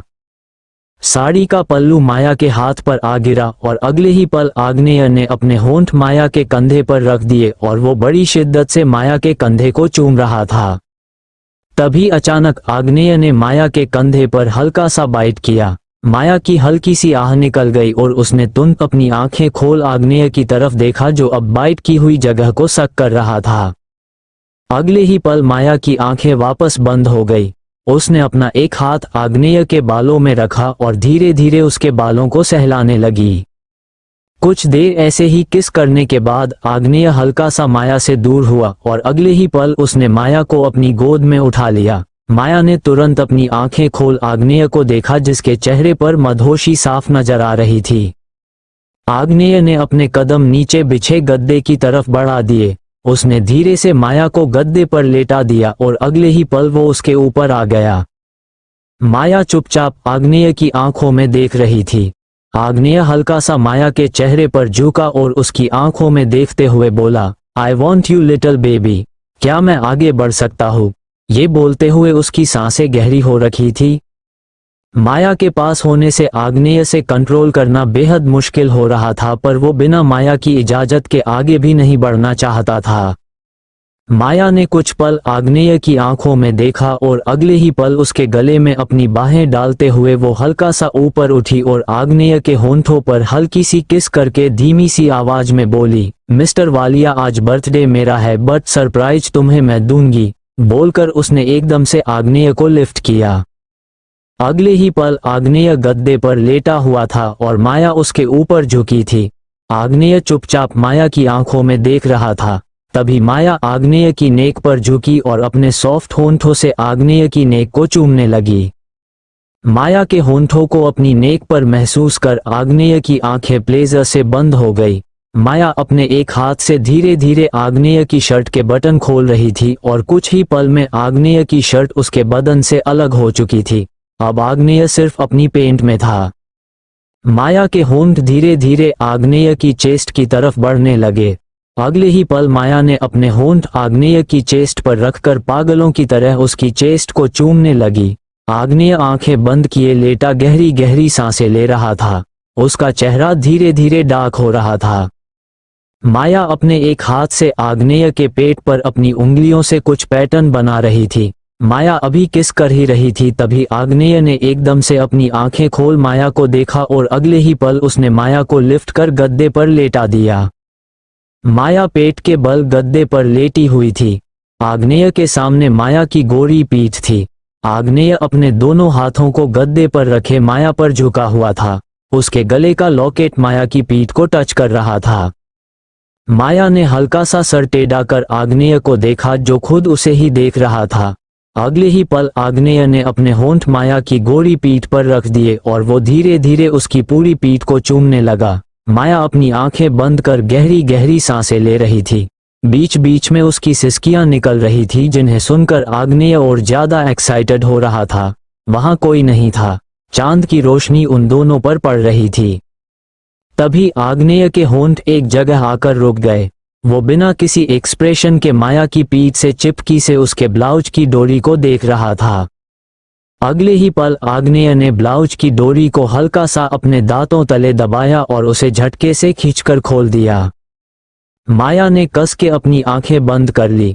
उसकी सांसें गहरी से और गहरी हो गई। आग्नेय अपने होंठों को माया की गोरी पीठ पर फिरा रहा था। कुछ देर ऐसे ही माया की पीठ पर किस करने के बाद आग्नेय ने माया के कंधे पर हाथ रखकर उसे लिफ्ट किया। अब माया सीधी लेटी हुई थी। माया ने अपनी आंखें खोल आग्नेय को देखा, जो खुद उसे ही देख रहा था। अगले ही पल आग्नेय ने माया की आंखों में देखते हुए उसकी साड़ी का पल्लू खींचकर उसके शरीर से अलग कर दिया। माया ने अपनी आंखें भींच ली। आज पहली बार था जब उसे किसी के सामने शर्म आ रही थी। आग्नेय ने एक नजर माया चेहरे को देखा और फिर वो उसकी नेक पर झुककर किस करने लगा। उसने एक हाथ से माया के ब्लाउज की स्लीव्स को नीचे खिसका दिया और कुछ पल बाद माया का ब्लाउज गद्दे से नीचे पड़ा हुआ था। आग्नेय के होंठ माया की नेक से होते हुए उसके क्लीवेज तक आ गए। माया ने कस के गद्दे को पकड़ा हुआ था। उसके माथे पर हल्के हल्के से पसीना आने लगा था। उसका सीना तेजी से ऊपर नीचे हो रहा था। तभी आग्नेय ने अपने एक हाथ को माया के उभरे हुए अंगों पर रखकर अपने होंठ उन पर रख दिए। अगले ही पल माया की हल्की सी सिसकी निकल गई और उसने कस के आग्नेय के कंधों को पकड़ लिया। कुछ देर ऐसे ही चूमने के बाद आग्नेय के होंठ माया के पेट पर आ गए। माया अपनी आंखें बंद किए अपने एक पैर को हल्का हल्का अपने दूसरे पैर पर रब कर रही थी। उसके पूरे बाल गद्दे पर बिखर गए थे और उसका पूरा चेहरा पसीने से भीग चुका था। आग्नेय की नजरें माया की नेवल को देख रही थी। अगले ही पल उसने अपने होंठ उसकी नेवल पर रख दिए और उसका दूसरा हाथ माया के बदन पर लिपटा आखिरी लिबास उतारने में लगा हुआ था। कुछ देर बाद माया और आग्नेय दोनों के कपड़े गद्दे से नीचे पड़े हुए थे। आग्नेय ने अपने और माया पर ब्लैंकेट डाली हुई थी और वो माया के पैरों के बीच में झुका हुआ किस कर रहा था।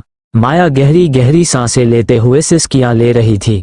उस शांत माहौल में माया की सिसकियों का शोर मचा हुआ था। आगे स्टोरी और भी इंटरेस्टिंग है, लेकिन दोस्तों आगे बढ़ने से पहले चैनल को लाइक और सब्सक्राइब कर लो और 200 लाइक का टारगेट पूरा कर दो। और अगर स्टोरी आपको पसंद नहीं आ रही है तो हमें कमेंट करके जरूर बताइए, जिससे ये स्टोरी हम यहीं पर रोक दें और दूसरी नई स्टोरी आपके लिए लेकर आए। चलिए अब आगे स्टोरी में बढ़ते हैं। Story by SS explainer.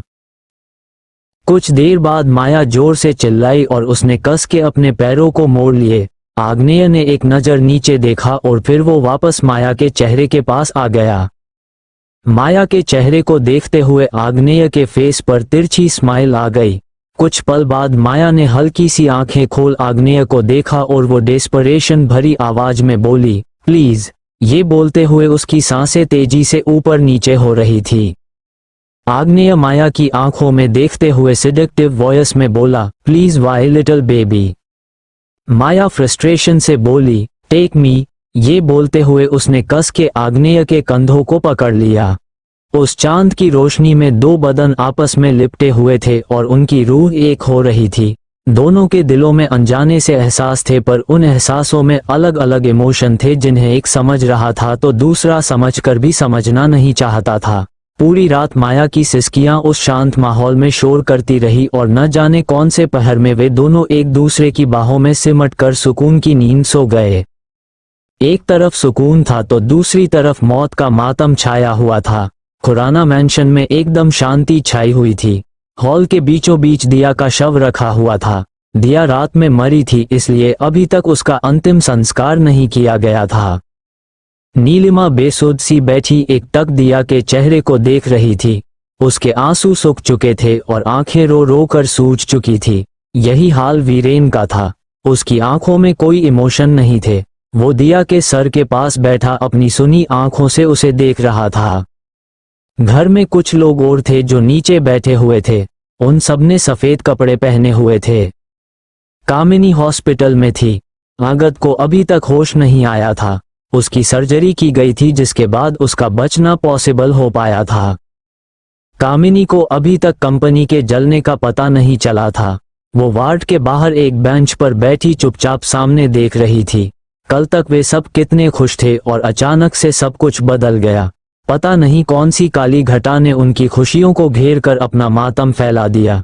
कामिनी बैठी हुई यही सब सोच रही थी। वो पूरी रात ऐसे ही बैठी रही क्योंकि उसे नींद तो वैसे भी नहीं आने वाली थी। अगली सुबह सूरज की धूप चेहरे पर पड़ने से माया ने धीरे से कसमसा कर अपनी आंखें खोली और उसकी नजरें सीधा ऊपर सीलिंग की तरफ चली गई। कुछ पल बाद माया ने नजरें घुमा चारों तरफ देखा। वो एक रूम में थी।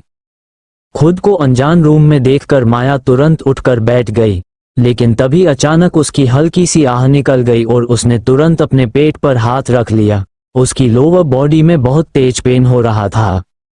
माया ने सिर्फ आग्नेय की शर्ट पहनी थी जो रात में आग्नेय ने ही उसे पहनाई थी और उसके सो जाने के बाद वो ही माया को अपने विला लेकर आया था। माया अभी आग्नेय के बेडरूम में थी।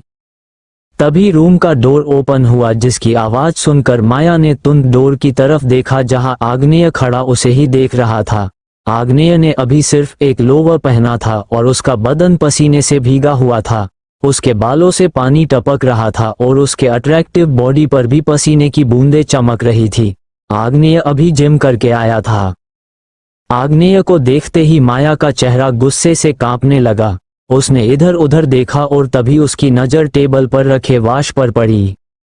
अगले ही पल माया ने वास को अपने हाथ में उठाकर सीधा आग्नेय की तरफ फेंक दिया। आग्नेय जो डोर के पास खड़ा माया को ही देख रहा था। माया के इस एक्शन से वो एकदम से हैरान रह गया। वो पिस आग्नेय को आकर लगता उससे पहले ही वो साइड हट गया और वाश फ्लो पर गिरकर एक तेज आवाज के साथ टूट गया। आग्नेय ने तुरंत सर घुमा उस टूटे हुए वाश को देखा और फिर वापस माया को देखने लगा, जो अपनी हेजल आंखों से खा जाने वाली नजरों से उसे ही घूर रही थी। माया को खुद की तरफ गुस्से से देखता देख आग्नेय उसके पास आते हुए कंफ्यूजन से बोला, बेबी क्या हुआ? सुबह सुबह शेरनी क्यों बनी हुई हो? ये बोलते हुए वो बेड के पास माया के करीब आकर खड़ा हो गया।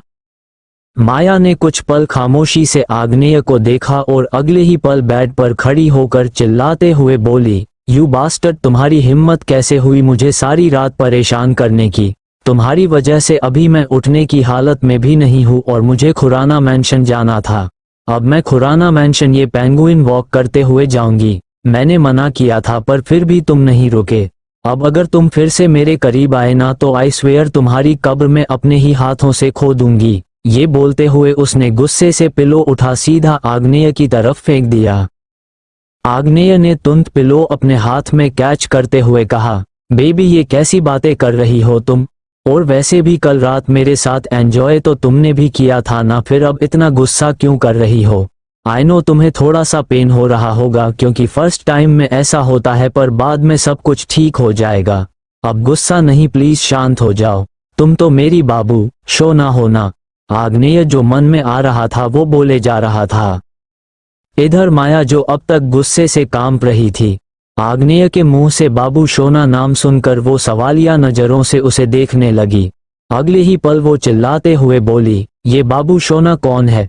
एक सेकंड, कहीं तुम्हारी कोई एक्स तो नहीं जिसका नाम लेकर तुम मुझे बुला रहे हो? अगर ऐसा है तो तुम्हें तो मैं नहीं छोड़ूंगी। ये बोलते हुए उसने एकदम से आग्नेय के बालों को पकड़ लिया और वो गुस्से से उसके बालों को नोचने लगी। इधर आग्नेय माया के इस एक्शन से एकदम से हैरान रह गया। अगले ही पल आग्नेय की जोर की चीख निकल गई। वो जल्दी से माया के दोनों हाथों को पकड़ते हुए बोला, अरे पागल लड़की क्या कर रही हो? अपने होने वाले बच्चों के बाप को तुम टकला करना चाहती हो? ये बोलते हुए उसने माया के दोनों हाथों को पकड़ बहुत मुश्किल से उससे अपने बाल छुड़वाए। उसकी बात सुनकर माया गुस्से से तेज आवाज में बोली, मेरे बच्चों का बाप और तुम होंगे माय फूड। ये सुनते ही आग्नेय बीच में बोला, तो तुम क्या बच्चे ऑनलाइन ऑर्डर करके मंगवाने का बारे में सोच रही हो? अगर ऐसा है तो तुम्हें बता दूं, बच्चे हार्ड मेहनत से पैदा होते हैं न कि ऑर्डर किए जाते हैं, बेवकूफ लड़की। ये बोलते हुए वो माया को देख रहा था। उसकी बात सुनकर माया एकदम से खामोश हो गई, पर अगले ही पल वो इधर उधर कुछ ढूंढने लगी। तभी अचानक माया की नजरें वहीं पड़े एक डंडे पर पड़ी, जिसे देखते ही माया की आंखों में चमक आ गई। अगले ही पल माया बेड से नीचे उतरी और वो डंडा अपने हाथ में उठा लिया। माया के हाथ में वो डंडा देखकर आग्नेय एकदम से हैरान रह गया। वो कुछ करता उससे पहले ही उसके कानों में माया की आवाज पड़ी, क्या कहा तुमने मुझे? बेवकूफ लड़की, अब देखो ये बेवकूफ लड़की कैसे तुम्हारा बैंगन का भरता बनाती है। बोलते हुए माया आग्नेय के एकदम से नजदीक आ गई।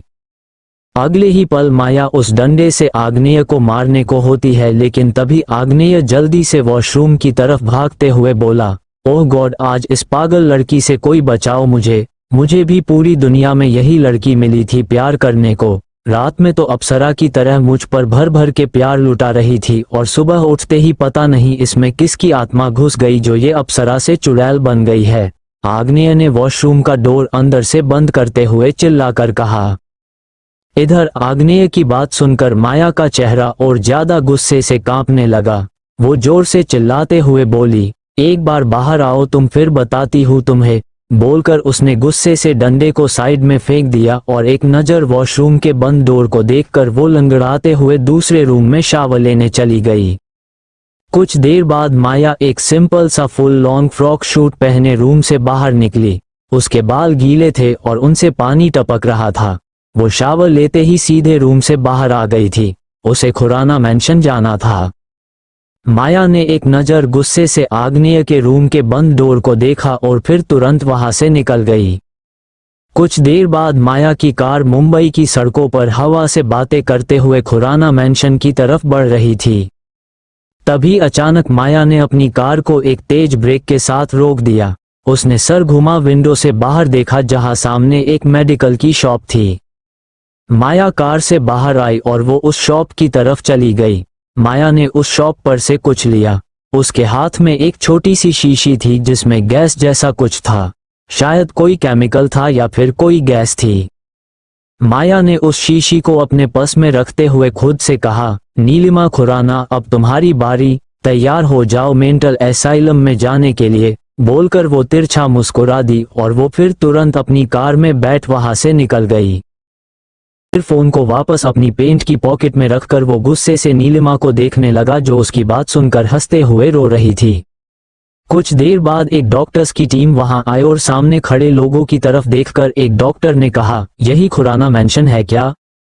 ये सुनते ही सबने डॉक्टर्स की टीम की तरफ देखा, जिन्होंने व्हाइट ओवरकोट पहने थे और उनकी जैकेट पर एक बैंडेज लगा हुआ था जिस पर लंदन मेंटल असाइलम नाम लिखा हुआ था, जिन्हें देखकर सब समझ गए थे कि वे सब नीलिमा को लेने आए हैं। तभी वीरेन आगे आया और उनकी तरफ देखते हुए बोला, हाँ यही है खुराना मैंशन और मैंने ही आपको बुलाया है। वो रही मेरी बीवी जिसे सदमा लगा है और वो अब अपना मानसिक संतुलन खो बैठी है। ये बोलते हुए उसने नीलिमा की तरफ देखा, जो अपने मुंह पर दोनों हाथ रखे हंस रही थी और उसकी आंखों से आंसू बह रहे थे। वो हंसते हंसते रो रही थी। वीरेन की बात सुनकर सबने नीलिमा की तरफ देखा और फिर एक लेडी डॉक्टर नीलिमा को लेने के लिए उसके पास चली गई। उस लेडी डॉक्टर को अपनी तरफ आता देख नीलिमा का चेहरा एकदम से पीला पड़ चुका था। वो अपने कदम पीछे लेते हुए नामे सर हिलाने लगी, जैसे कि कह रही हो कि मेरे पास मत आना। उस डॉक्टर को नीलिमा के फेस एक्सप्रेशन अच्छे से समझ आ रहे थे, पर उसने उन्हें पूरी तरह इग्नोर किया और नीलिमा के पास आकर उसका हाथ पकड़ते हुए बोली, डोंट वरी, हम अच्छे से इलाज करेंगे आपका, जिसके बाद आप पूरी तरह ठीक हो जाएगी। ये बोलते हुए उसने अपने कदम आगे की तरफ बढ़ा दिए, पर तभी उसके कदम रुक गए क्योंकि नीलिमा ने अपना एक कदम भी आगे नहीं बढ़ाया था।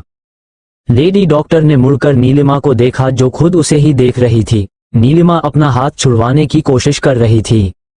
नीलिमा अपना हाथ छुड़वाने की कोशिश करते हुए बोली, मैं पागल नहीं हूँ, मैं बिल्कुल सही हूँ, मुझे कहीं ले जाने की जरूरत नहीं है। ये बोलते हुए वो अपना हाथ पीछे खींच रही थी, पर लेडी डॉक्टर की तेज पकड़ होने की वजह से वो खींच नहीं पा रही थी। उसकी बात सुनकर लेडी डॉक्टर ने एक नज़र बाकी सारे डॉक्टर्स की तरफ देखा और फिर एक गहरी सांस लेकर जबरदस्ती नीलिमा को खींचते हुए अपने साथ बाहर ले जाने लगती है। नीलिमा पतली दुबली थी, लेकिन लेडी डॉक्टर काफी हेल्दी थी, जिस वजह से वो आसानी से नीलिमा को अपने साथ खींचते हुए ले गई। सारे डॉक्टर्स भी नीलिमा के पीछे बाहर चले गए थे। उन सब के जाने के बाद वीरेन ने एक गहरी सांस लेकर खुद से कहा, 2-3 दिनों में नीलिमा जी अब ठीक हो जाएगी और उसके बाद मैं आपको वापस ले आऊंगा। आई नो कि आपको दिया की मौत का सदमा लगा है, पर हम ऐसे हिम्मत भी नहीं हार सकते हैं। ये बोलते हुए उसने दिया की डेड बॉडी की तरफ देखा और उसे देखते हुए उसकी आंखों में फिर से पानी भर आता है। कुछ देर बाद दिया को अंतिम संस्कार के लिए ले गए और अब खुराना मैंशन में माया के अलावा और कोई नहीं था। माया अपने कमरे से बाहर आई और चारों तरफ देखते हुए तिरछा मुस्कुरा कर बोली, तुम लोग मेरे मॉम डैड का बिजनेस मुझसे छीनना चाहते थे ना, अब देखो कैसे मैं तुम लोगों से तुम्हारा सब कुछ छीनती हूँ। बोलकर वो जोर से हंसने लगी। उसकी हंसी बेहद खतरनाक थी, जो नेगेटिव वाइब दे रही थी। उसके आसपास का ओरा इस वक्त एकदम डार्क था।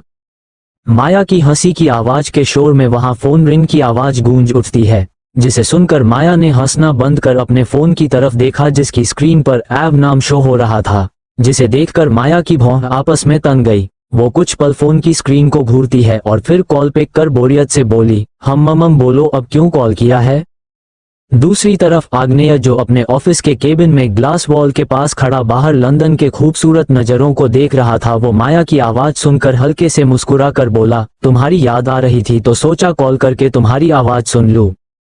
ये सुनते ही माया तुरंत बोली, सुन ली ना, अब दोबारा कॉल मत करना। बोलकर वो कॉल कट करने वाली थी, लेकिन तभी फोन से उसे आग्नेय की आवाज सुनाई दी, अरे बेबी, तुम्हें इतनी जल्दी किस बात की रहती है? यहाँ मैं रोमांटिक मूड में था और तुमने मेरे मूड की ऐसी की तैसी कर दी है। खैर छोड़ो ये सब, मैंने तुम्हें ये बताने के लिए कॉल किया था कि मेरे मॉम डैड आ रहे हैं आज इंडिया से और वो तुमसे मिलना चाहते हैं, इसलिए क्या तुम आज मेरे घर आ सकती हो? उसका सवाल सुनकर माया एक पल के लिए चुप हो गई, पर दूसरे ही पल वो बोली, तुम्हारे मॉम डैड मुझसे क्यों मिलना चाहते हैं? उनके बेटे तुम हो, उन्हें तुमसे मिलना चाहिए न कि मुझसे। आई थिंक तुम्हारे मॉम डैड भी तुम्हारी तरह ही बेवकूफ है। ये बोलते हुए उसके फेस पर सार्कास्टिकली स्माइल आ गई। आग्नेय, जिसके चेहरे पर अब तक मुस्कुराहट थी, माया की बात सुनकर उसकी वो मुस्कुराहट एकदम से गायब हो गई और अब उसकी जगह गुस्से ने ले ली। अगले ही पल वो गुस्से से तेज आवाज में बोला, माया खुराना, तुम्हारी बातें सुन रहा हूँ तो इसका मतलब ये नहीं है कि तुम कुछ भी बोलोगी, और खास करके मेरे पेरेंट्स के बारे में। तुम्हारी हर बदतमीजी को बर्दाश्त कर सकता हूँ, लेकिन अगर मेरे मॉम डैड बारे में कुछ भी कहा ना तो आई स्वेयर तुम मेरा वो रूप देखोगी जो तुमने आज तक नहीं देखा है। ये बोलते हुए उसका चेहरा गुस्से से कांप रहा था। उसकी तेज आवाज सुनकर माया के फेस पर मजाकिया हंसी आ गई। वो फोन को एक कान से दूसरे कान पर लगाते हुए सार्कास्टिकली बोली, ओह तो मिस्टर आग्नेय वालिया को गुस्सा आ रहा है, लेकिन मैंने तो ऐसा कुछ नहीं कहा जिसे सुनकर तुम्हें गुस्सा आए। अब मैं क्या करूं, सच कड़वा होता है तो यू नो वॉट, सच सुनकर सबको गुस्सा आता है जैसे अभी तुम्हें आ रहा है। वेल मैं कहीं नहीं आ रही हूँ, इसलिए अपना गुस्सा अपने पास रखो और मुझे कॉल मत करना, मेरे पास और भी बहुत सारे काम है। बोलकर उसने बिना आग्नेय की बात सुने कॉल कट कर दिया और फिर फोन को देखते हुए खुद से बोली, मेरी लाइफ में किसी भी आदमी के लिए कोई जगह नहीं है, मेरा मकसद कुछ और है और तुम्हारे करीब आने से मैं अपने मकसद से भटक रही हूँ। मुझे अपनी बहन को ढूंढना और अपनी पहचान बनानी है, इसके लिए मुझे तुमसे दूर रहना होगा। बोलकर उसने एक गहरी सांस ली और सीधा मेंशन से बाहर निकल गई। इधर आग्नेय गुस्से से अपने फोन को घूर रहा था जिसमें माया का कॉल कट हो चुका था। उसकी आंखें एकदम डार्क हो रखी थी।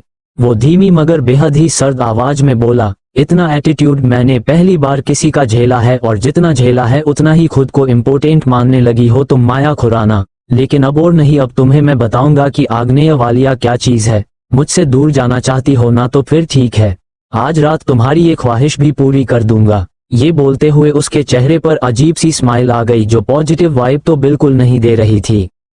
अगले ही पल आग्नेय ने किसी को कॉल किया। कुछ रिंग जाने के बाद दूसरी तरफ से कॉल पिक हुआ और किसी लड़की की स्वीट सी एक्साइटेड भरी आवाज आई, ओह माय गॉड, आज आग्नेय वालिया ने मुझे कॉल किया है। क्या बात है, जिसने आज तक मेरा कॉल पिक नहीं किया वो आज मुझे कॉल कर रहा है। तभी आग्नेय बीच में बोला, just shut up Liza, overreact करना बंद करो। मैंने तुम्हारे कॉल पिक नहीं किए क्योंकि मैं तुम्हारी तरह फ्री नहीं हूँ, एंड मैंने तुम्हें ये बताने के लिए कॉल किया था कि आज मॉम डैड इंडिया से लंदन आ रहे हैं, इसलिए मैंने पार्टी रखी है और उस पार्टी में तुम्हें भी आना है। तुम्हारे लिए एक छोटा सा सरप्राइज है, आई एम श्योर वो सरप्राइज तुम्हें जरूर पसंद आएगा। बोलते हुए उसके फेस पर डेंजर स्माइल आ गई। उसकी बात सुनकर दूसरी तरफ से लिजा की खुशी भरी आवाज आई, ओह रियली, क्या तुमने मेरे लिए सरप्राइज रखा है? आई एम सो एक्साइटेड कि मेरे आग्नेय बेबी ने मेरे लिए क्या सरप्राइज प्लान किया है। वैसे अंकल आंटी कब तक आ रहे हैं? मुझे भी उनसे मिले कई दिन हो गए हैं। आग्नेय सामने देखते हुए बोला, शाम तक आ जाएंगे, वे सीधे पार्टी में ही आएंगे, तुम वही उनसे मिल लेना। ओके चलो बाय बाय बाय बाय, शाम को मिलते हैं। बोलकर उसने कॉल कट कर दिया। इधर लिजा जो आग्नेय के पीछे एकदम पागल थी, वो उसे पाने के लिए किसी भी हद तक जा सकती थी। वो खुशी से अपने बेड पर कूद रही थी। उसने अपने फोन को अपने सीने से लगाया हुआ था। वो खुशी से उछलते हुए बोली, फाइनली मेरे आग्नेय बेबी ने मुझे कॉल किया है। 2 साल बाद ही सही, लेकिन हम मिलेंगे तो सही आज, और आज ही मैं सबके सामने तुम्हें अपने दिल की बात कह दूंगी कि मैं तुमसे कितना प्यार करती हूँ। अब तो बस शाम तक का इंतजार है। हाय, ये वक्त तो अब कटे नहीं कटेगा, कुछ तो करना पड़ेगा टाइम पास करने के लिए। ये बोलते हुए वो कुछ सोचने लगी। कुछ पल सोचने के बाद वो एकदम से बोली, आइडिया क्यों नहीं, मैं अभी पार्लर चली जाती हूँ, पूरे दिन टाइम पास भी हो जाएगा और मैं अच्छे से रेडी भी हो जाऊंगी। आज मुझे इतनी खूबसूरती से तैयार होना है कि मेरा आग्नेय बेबी मुझे देखे तो देखता ही रह जाए, उसकी नजरें बस मेरे अलावा किसी और को ना देखे। ये बोलते हुए उसके चेहरे पर खुशी की चमक आ गई थी। लिजा की स्माइल जाए नहीं जा रही थी। वो आग्नेय के लिए बचपन से पागल थी। वो और आग्नेय बचपन के दोस्त थे। आग्नेय के दिल में लिजा के लिए दोस्ती के अलावा और कोई फीलिंग नहीं थी, लेकिन लिजा उसके दिल में बहुत कुछ था। उसने कई बार बातों ही बातों में आग्नेय से अपने दिल की बात कही भी थी, लेकिन आग्नेय ने उसकी बात को पूरी तरह इग्नोर कर दिया था। आग्नेय को अच्छे से पता था कि लिजा उसके लिए क्या फील करती है, इसलिए उसने लिजा से दूरी बना ली और वो लंदन छोड़कर जर्मनी रहने लगा था और फिर वो वही सेटल हो गया। आग्नेय का जन्म इंडिया में हुआ था और उसके डैड इंडिया के बहुत बड़े बिजनेसमैन थे। उन्होंने अपने इकलौते बेटे आग्नेय को पढ़ने के लिए लंदन भेजा था, पर फिर आग्नेय ने पढ़ते हुए ही अपना बिजनेस शुरू कर दिया और वो यही लंदन में रहने लगा था। आग्नेय के मॉम डैड अपने बेटे को सक्सेस देखना चाहते थे, इसलिए उन्हें भी कोई एतराज नहीं था। आज वे दोनों अपने बेटे से पूरे 5 साल बाद मिलने लंदन आने वाले थे। आग्नेय पिछले 5 सालों से इंडिया नहीं गया था और न ही उसके मॉम डैड लंदन आए थे। आग्नेय उन दोनों से कॉल पर ही बात कर लेता था। आग्नेय के डैड अधिराज वालिया सख्त मिजाज वाले आदमी थे। उनका रुतबा बेहद खतरनाक था और उनके उल्ट उनकी पत्नी आंशिक वालिया नर्म स्वभाव वाली औरत थी। वे किसी को भी दर्द में नहीं देख सकती है। आग्नेय ने आज उनके वेलकम के लिए एक पार्टी रखी थी जिसमें कई बिजनेसमैन के साथ उसके करीबी दोस्त और रिश्तेदार भी आने वाले थे। लवी और रिवांश भी शाम को पार्टी में आने वाले थे। रिवांश और रिवांशी आग्नेय के मॉम डैड को ही अपना मॉम डैड मानते हैं और अधिराज और आंशिक उन दोनों को भी आग्नेय की तरह ही प्यार करते हैं। अधिराज वालिया अपना प्यार शो नहीं करते हैं पर वे सबसे बहुत प्यार करते हैं। अपने बच्चों और अपनी बीवी में उनकी जान बसती है पर अपने खड़ूस स्वभाव की वजह से वे कभी इस चीज को दिखाते नहीं है। इधर दूसरी तरफ रिवांश के विला में रिवांश इस वक्त अपने स्टडी रूम में बैठा अपनी एक जरूरी मीटिंग अटेंड कर रहा था। वो आज ऑफिस नहीं गया था, वो यही वीडियो कॉल पर अपनी मीटिंग्स कर रहा था। लवी अपने रूम में बेड के पास खड़ी बेड पर पड़ी ड्रेसेज को देख रही थी, जो एक से बढ़कर एक महंगी ड्रेस थी, पर उसे इन सब में कोई भी ड्रेस पसंद नहीं आ रही थी क्योंकि वे सारी ड्रेसेज गाउन्स और वेस्टर्न थी, जिन्हें देखकर वो अजीब अजीब से मुंह बना रही थी। लवी ने फ्रस्ट्रेशन से उन सारी ड्रेसेज को उठा बेड से नीचे फेंक दिया और फिर बेड पर बैठते हुए खुद से बोली, क्या है ये सब? एक भी ड्रेस अच्छी नहीं है। सारी की सारी ड्रेसेज टाइट फिटिंग वाली है जिसमें मेरा बेबी बम्प सबको दिखाई देगा। ये बोलते हुए उसने अपने पेट की तरफ देखा जो हल्का सा बाहर की तरफ निकला हुआ था। उसका बेबी बम्प शो होने लगा था। उसे 5 मंथ्स कंप्लीट हो चुके थे जिस वजह से उसका बेबी बम्प शो होने लगा था। वो इन दोनों में थोड़ी मोटी हो गई थी और उसकी स्किन भी स्वेल होने लगी थी। उसके मूड स्विंग्स भी बहुत ज्यादा होने लगे थे जिस वजह से वो कभी कभी अपनी सारी भड़ास रिवांश पर निकाल देती थी। उसकी प्रेगनेंसी की वजह से रिवांश उसे कुछ नहीं कहता था, वरना वो किसी की बातें सुन ले, ऐसा हो ही नहीं सकता था। लवी का चेहरा इस वक्त रोने जैसा हो रखा था। उसे देखकर लग रहा था जैसे अभी अगर किसी ने उससे कुछ कहा तो वो वही रो देगी। लवी ने फ्रस्ट्रेशन से उन सारी ड्रेसेज को उठा बेड से नीचे फेंक दिया और फिर बेड पर बैठते हुए खुद से बोली, क्या है ये सब? एक भी ड्रेस अच्छी नहीं है। सारी की सारी ड्रेसेज टाइट फिटिंग वाली है जिसमें मेरा बेबी बम्प सबको दिखाई देगा। ये बोलते हुए उसने अपने पेट की तरफ देखा जो हल्का सा बाहर की तरफ निकला हुआ था। उसका बेबी बम्प शो होने लगा था। उसे 5 मंथ्स कंप्लीट हो चुके थे जिस वजह से उसका बेबी बम्प शो होने लगा था। वो इन दोनों में थोड़ी मोटी हो गई थी और उसकी स्किन भी स्वेल होने लगी थी। उसके मूड स्विंग्स भी बहुत ज्यादा होने लगे थे जिस वजह से वो कभी कभी अपनी सारी भड़ास रिवांश पर निकाल देती थी। उसकी प्रेगनेंसी की वजह से रिवांश उसे कुछ नहीं कहता था, वरना वो किसी की बातें सुन ले, ऐसा हो ही नहीं सकता था। लवी का चेहरा इस वक्त रोने जैसा हो रखा था। उसे देखकर लग रहा था जैसे अभी अगर किसी ने उससे कुछ कहा तो वो वही रो देगी। वो रोनी सूरत बना खुद से बोली, मुझे भी पार्टी में जाना है और इस बार मैं जाऊंगी। क्या हुआ अगर मेरे पास ड्रेस नहीं है तो मैं अपनी पसंद की दूसरी ड्रेस खरीद लूंगी। ये बोलते हुए वो बेड से खड़ी हुई और अपने कदम स्टडी रूम की तरफ बढ़ा दिए। लवी स्टडी रूम के सामने आकर रुकी और उसके बंद डोर को देखते हुए खुद से बोली, अगर रिवांश अभी बिजी हुआ तो फिर मैं शॉपिंग पर कैसे जाऊंगी? अगर वो बिजी हुआ तो मैं खुद चली जाऊंगी, लेकिन एक बार उससे पूछना तो पड़ेगा ना। ये बोलते हुए उसने डोर नॉक किया। अंदर रिवांश, जिसकी नजरें लैपटॉप की स्क्रीन पर टिकी हुई थी, जिसमें एक फॉरेनर आदमी दिख रहा था। वो आदमी कुछ बोल रहा था और रिवांश उसकी बातें गौर से सुनते हुए कुछ सोच रहा था, लेकिन तभी बाहर डोर नॉक होने की आवाज उसके कानों में पड़ी, जिसे सुनने के अगले ही पल उसका चेहरा सर्द हो गया। उसने नजरें उठा बंद डोर को देखा और फिर तेज आवाज में बोला, कौन है? कितनी बार कहा है कि काम के वक्त कोई मुझे डिस्टर्ब नहीं करेगा, तो इतनी सी बात समझ नहीं आती है क्या? ये बोलते हुए उसने साइड से रिमोट उठा डोर ओपन कर दिया। डोर ओपन होते हुए उसकी नजरें सामने खड़ी लवी पर पड़ी, जो आंसू भरी आंखों से उसे ही देख रही थी। लवी को डोर पर देखकर रिवांश एक पल के लिए हैरान रह गया, क्योंकि आज पहली बार लवी ने उसे काम के वक्त डिस्टर्ब किया था, वरना वो तो जल्दी से अपने कमरे से भी बाहर नहीं निकलती थी। इधर लैपटॉप पर दिख रहा आदमी कंफ्यूजन से रिवांश को देख रहा था। Mister Walia, everything is okay? उस आदमी ने रिवांश को देखते हुए पूछा। उस आदमी की आवाज सुनकर रिवांश ने लवी पर से नजरें हटा उसकी तरफ देखा और बिना किसी एक्सप्रेशन के बोला, मिस्टर जॉन, हम कल मीटिंग करते हैं, अभी मैं थोड़ा बिजी हूँ, बोलकर उसने बिना मिस्टर जॉन की बात सुने कॉल कट कर दिया और लैपटॉप को बंद कर साइड में रखते हुए डोर की तरफ देखा जहां अब कोई नहीं था। लवी को वहां नहीं देखकर रिवांश एक पल के लिए हैरान रह गया, पर दूसरे ही पल वो खड़ा होते हुए खुद से बोला, अब ये कहाँ गई और ये यहाँ आई क्यों थी। ये बोलते हुए वो स्टडी रूम से बाहर निकल अपने रूम में आ गया था। रिवांश ने रूम के अंदर आकर चारों तरफ नजरें घुमा, पूरे रूम को देखा पर कहीं कोई नजर नहीं आ रहा था। उसने वॉशरूम में चेक किया और फिर बालकनी की तरफ चला गया। रिवांश बालकनी में खड़ा चारों तरफ देख रहा था पर वहां भी कोई नहीं था। लवी रूम में नहीं आई थी। लवी को रूम में नहीं देखकर रिवांश का चेहरा एकदम से काला पड़ चुका था। वो धीमी मगर सर्द आवाज में बोला, वेयर आर यू लवी? अगर तुम मुझसे दूर जाने की कोशिश कर रही हो तो आई प्रॉमिस तुम्हारी ये कोशिश तुम पर बहुत भारी पड़ेगी। ये बोलते हुए वो रूम से बाहर निकल नीचे हॉल में आ गया। उसने नजरें घुमा, चारों तरफ देखा पर वहां कोई नहीं था, जिसे देखकर उसकी आंखें ठंडी पड़ने लगी थी और चेहरा गुस्से से कांपने लगता है। इधर बाहर पार्किंग एरिया में लवी एक कार के पास खड़ी सामने खड़े ड्राइवर को अपनी लाल आंखों से घूर रही थी। वो गुस्से से हल्की तेज आवाज में बोली, आपने सुना नहीं? मैंने कहा ना कि मुझे मॉल जाना है तो मतलब जाना है। अगर आप मुझे लेकर नहीं जाएंगे तो मैं अपने आप चली जाऊंगी और फिर यहाँ कभी नहीं आऊंगी।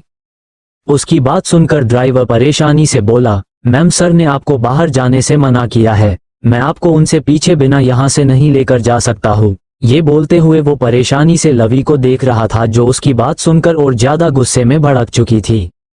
लवी गुस्से से बोली, ठीक है तो फिर आप पूछिए अपने बॉस से, मैं अकेली ही चली जाऊंगी, मुझे किसी के साथ की जरूरत नहीं है। बोलकर वो पलटकर वहां से जाने लगी, पर तभी अचानक उन दोनों के कानों में किसी की सर्द आवाज पड़ी, कहाँ जा रही हो तुम, और वो भी मुझसे बिना पूछे? ये सुनते ही लवी के कदम अपनी जगह रुक गए। उसने तुरंत सर घुमा लेफ्ट साइड देखा, जहां रिवांश अपने दोनों हाथ पेंट की पॉकेट में डाले खड़ा बिना किसी एक्सप्रेशन के उन्हें ही देख रहा था। रिवांश लंबे कदमों से चलते हुए लवी के सामने आकर खड़ा हो गया और उसे अपनी ठंडी निगाहों से देखते हुए बोला, बाहर किससे पूछकर आए तुम? मना किया था ना कि बाहर कहीं नहीं जाओगी तुम। इतना बोल वो एकदम से चुप हो गया। उसकी सर्द निगाहें लवी के पैरों पर टिकी हुई थी, जिनमें उसने स्लीपर्स नहीं पहनी थी।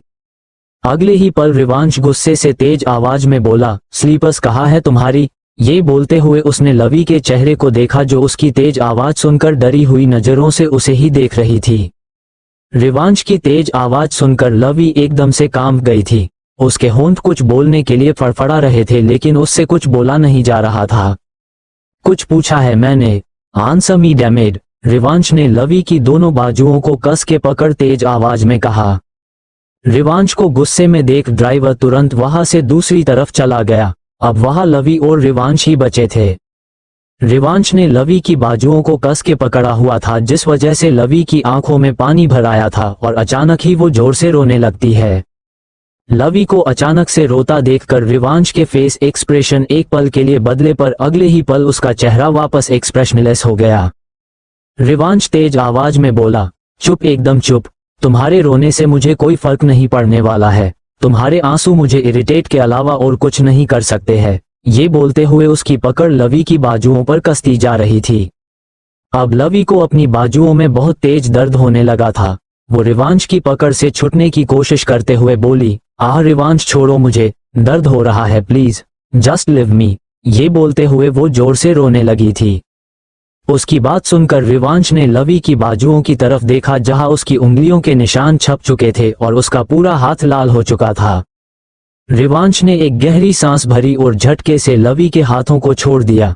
उसके अचानक झटके से छोड़ने की वजह से लवी के कदम लड़खड़ा गए। उसकी जोर की चीख निकल गई और वो पीछे की तरफ गिरने को होती है, लेकिन तभी रिवांश ने उसे कमर से पकड़ तुरंत अपनी तरफ खींच लिया। लवी का सर रिवांश के सीने से आ लगा।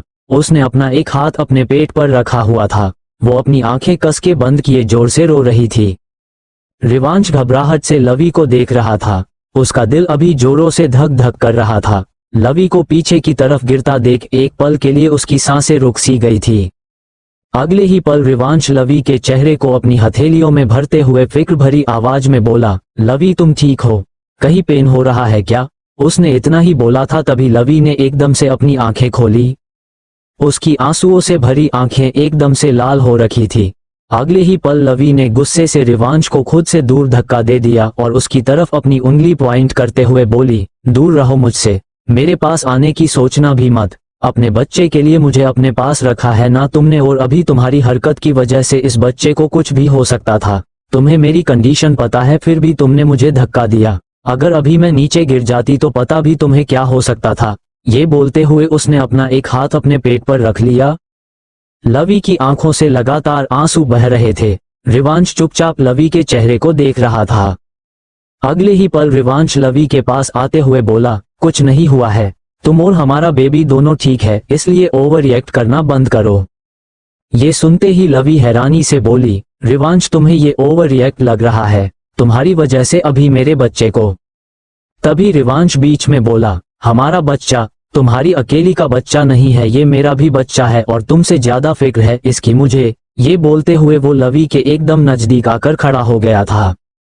उसकी बात सुनकर लवी दर्द भरी स्माइल करते हुए बोली, दिख रहा है आपको कितनी फिक्र है अपने बच्चे की और कितनी नहीं, ये मुझसे बेहतर कोई नहीं जान सकता है। ये बोलते हुए उसके चेहरे पर अलग सा ही दर्द नजर आने लगा था।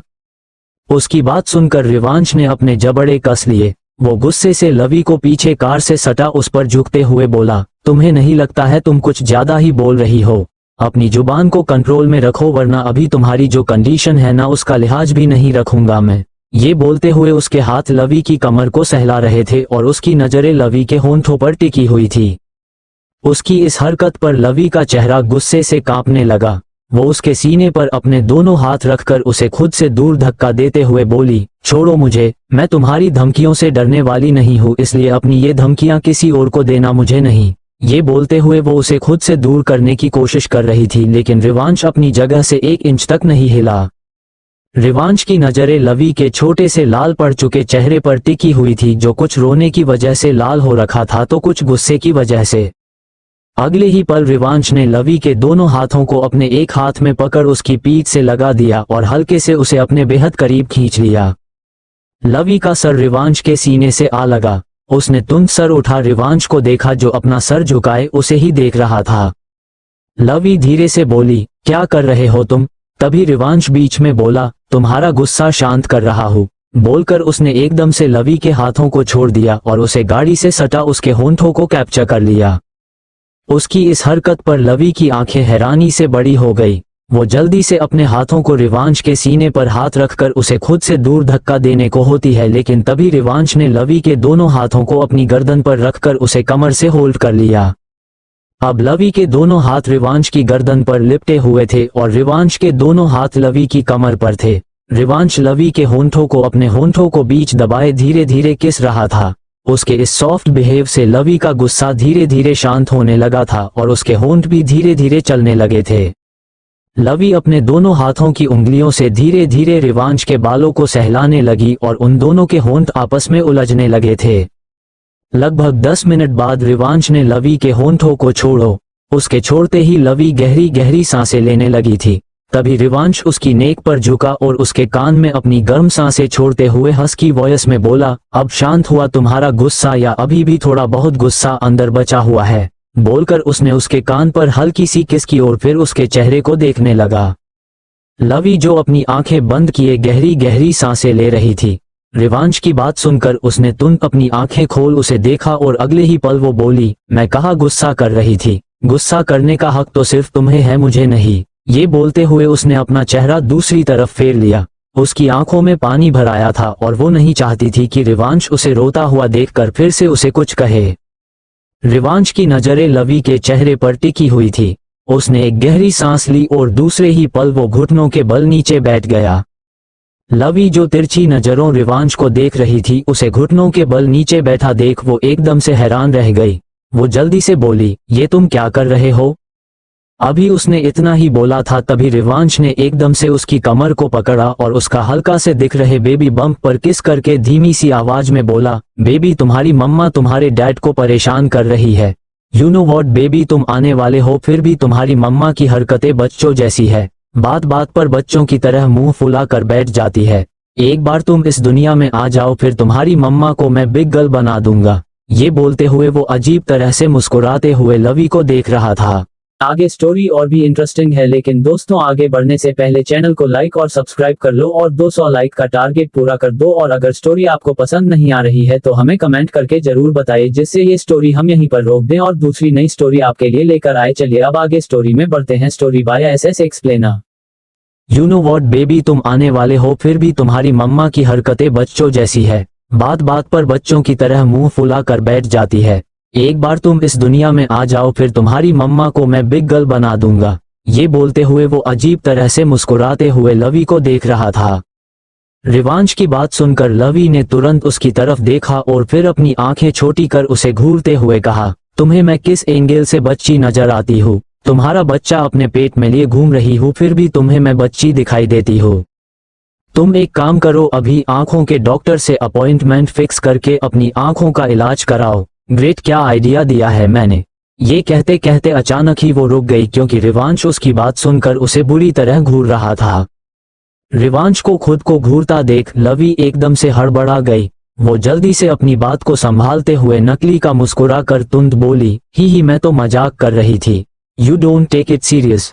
इतना बोल वो चुप हो गई और फिर कुछ पल रुक कर बोली, अरे मैं तो भूल गई, मैं तुमसे कुछ बात करने आई थी, लेकिन तुम्हारी वजह से मैं वो सब कुछ भूल गई। मुझे शॉपिंग पर जाना है और वो भी अभी। पार्टी में जाने के लिए मेरे पास कपड़े नहीं है। ये बोलकर वो रोनी सूरत बना रिवांश को देखने लगी।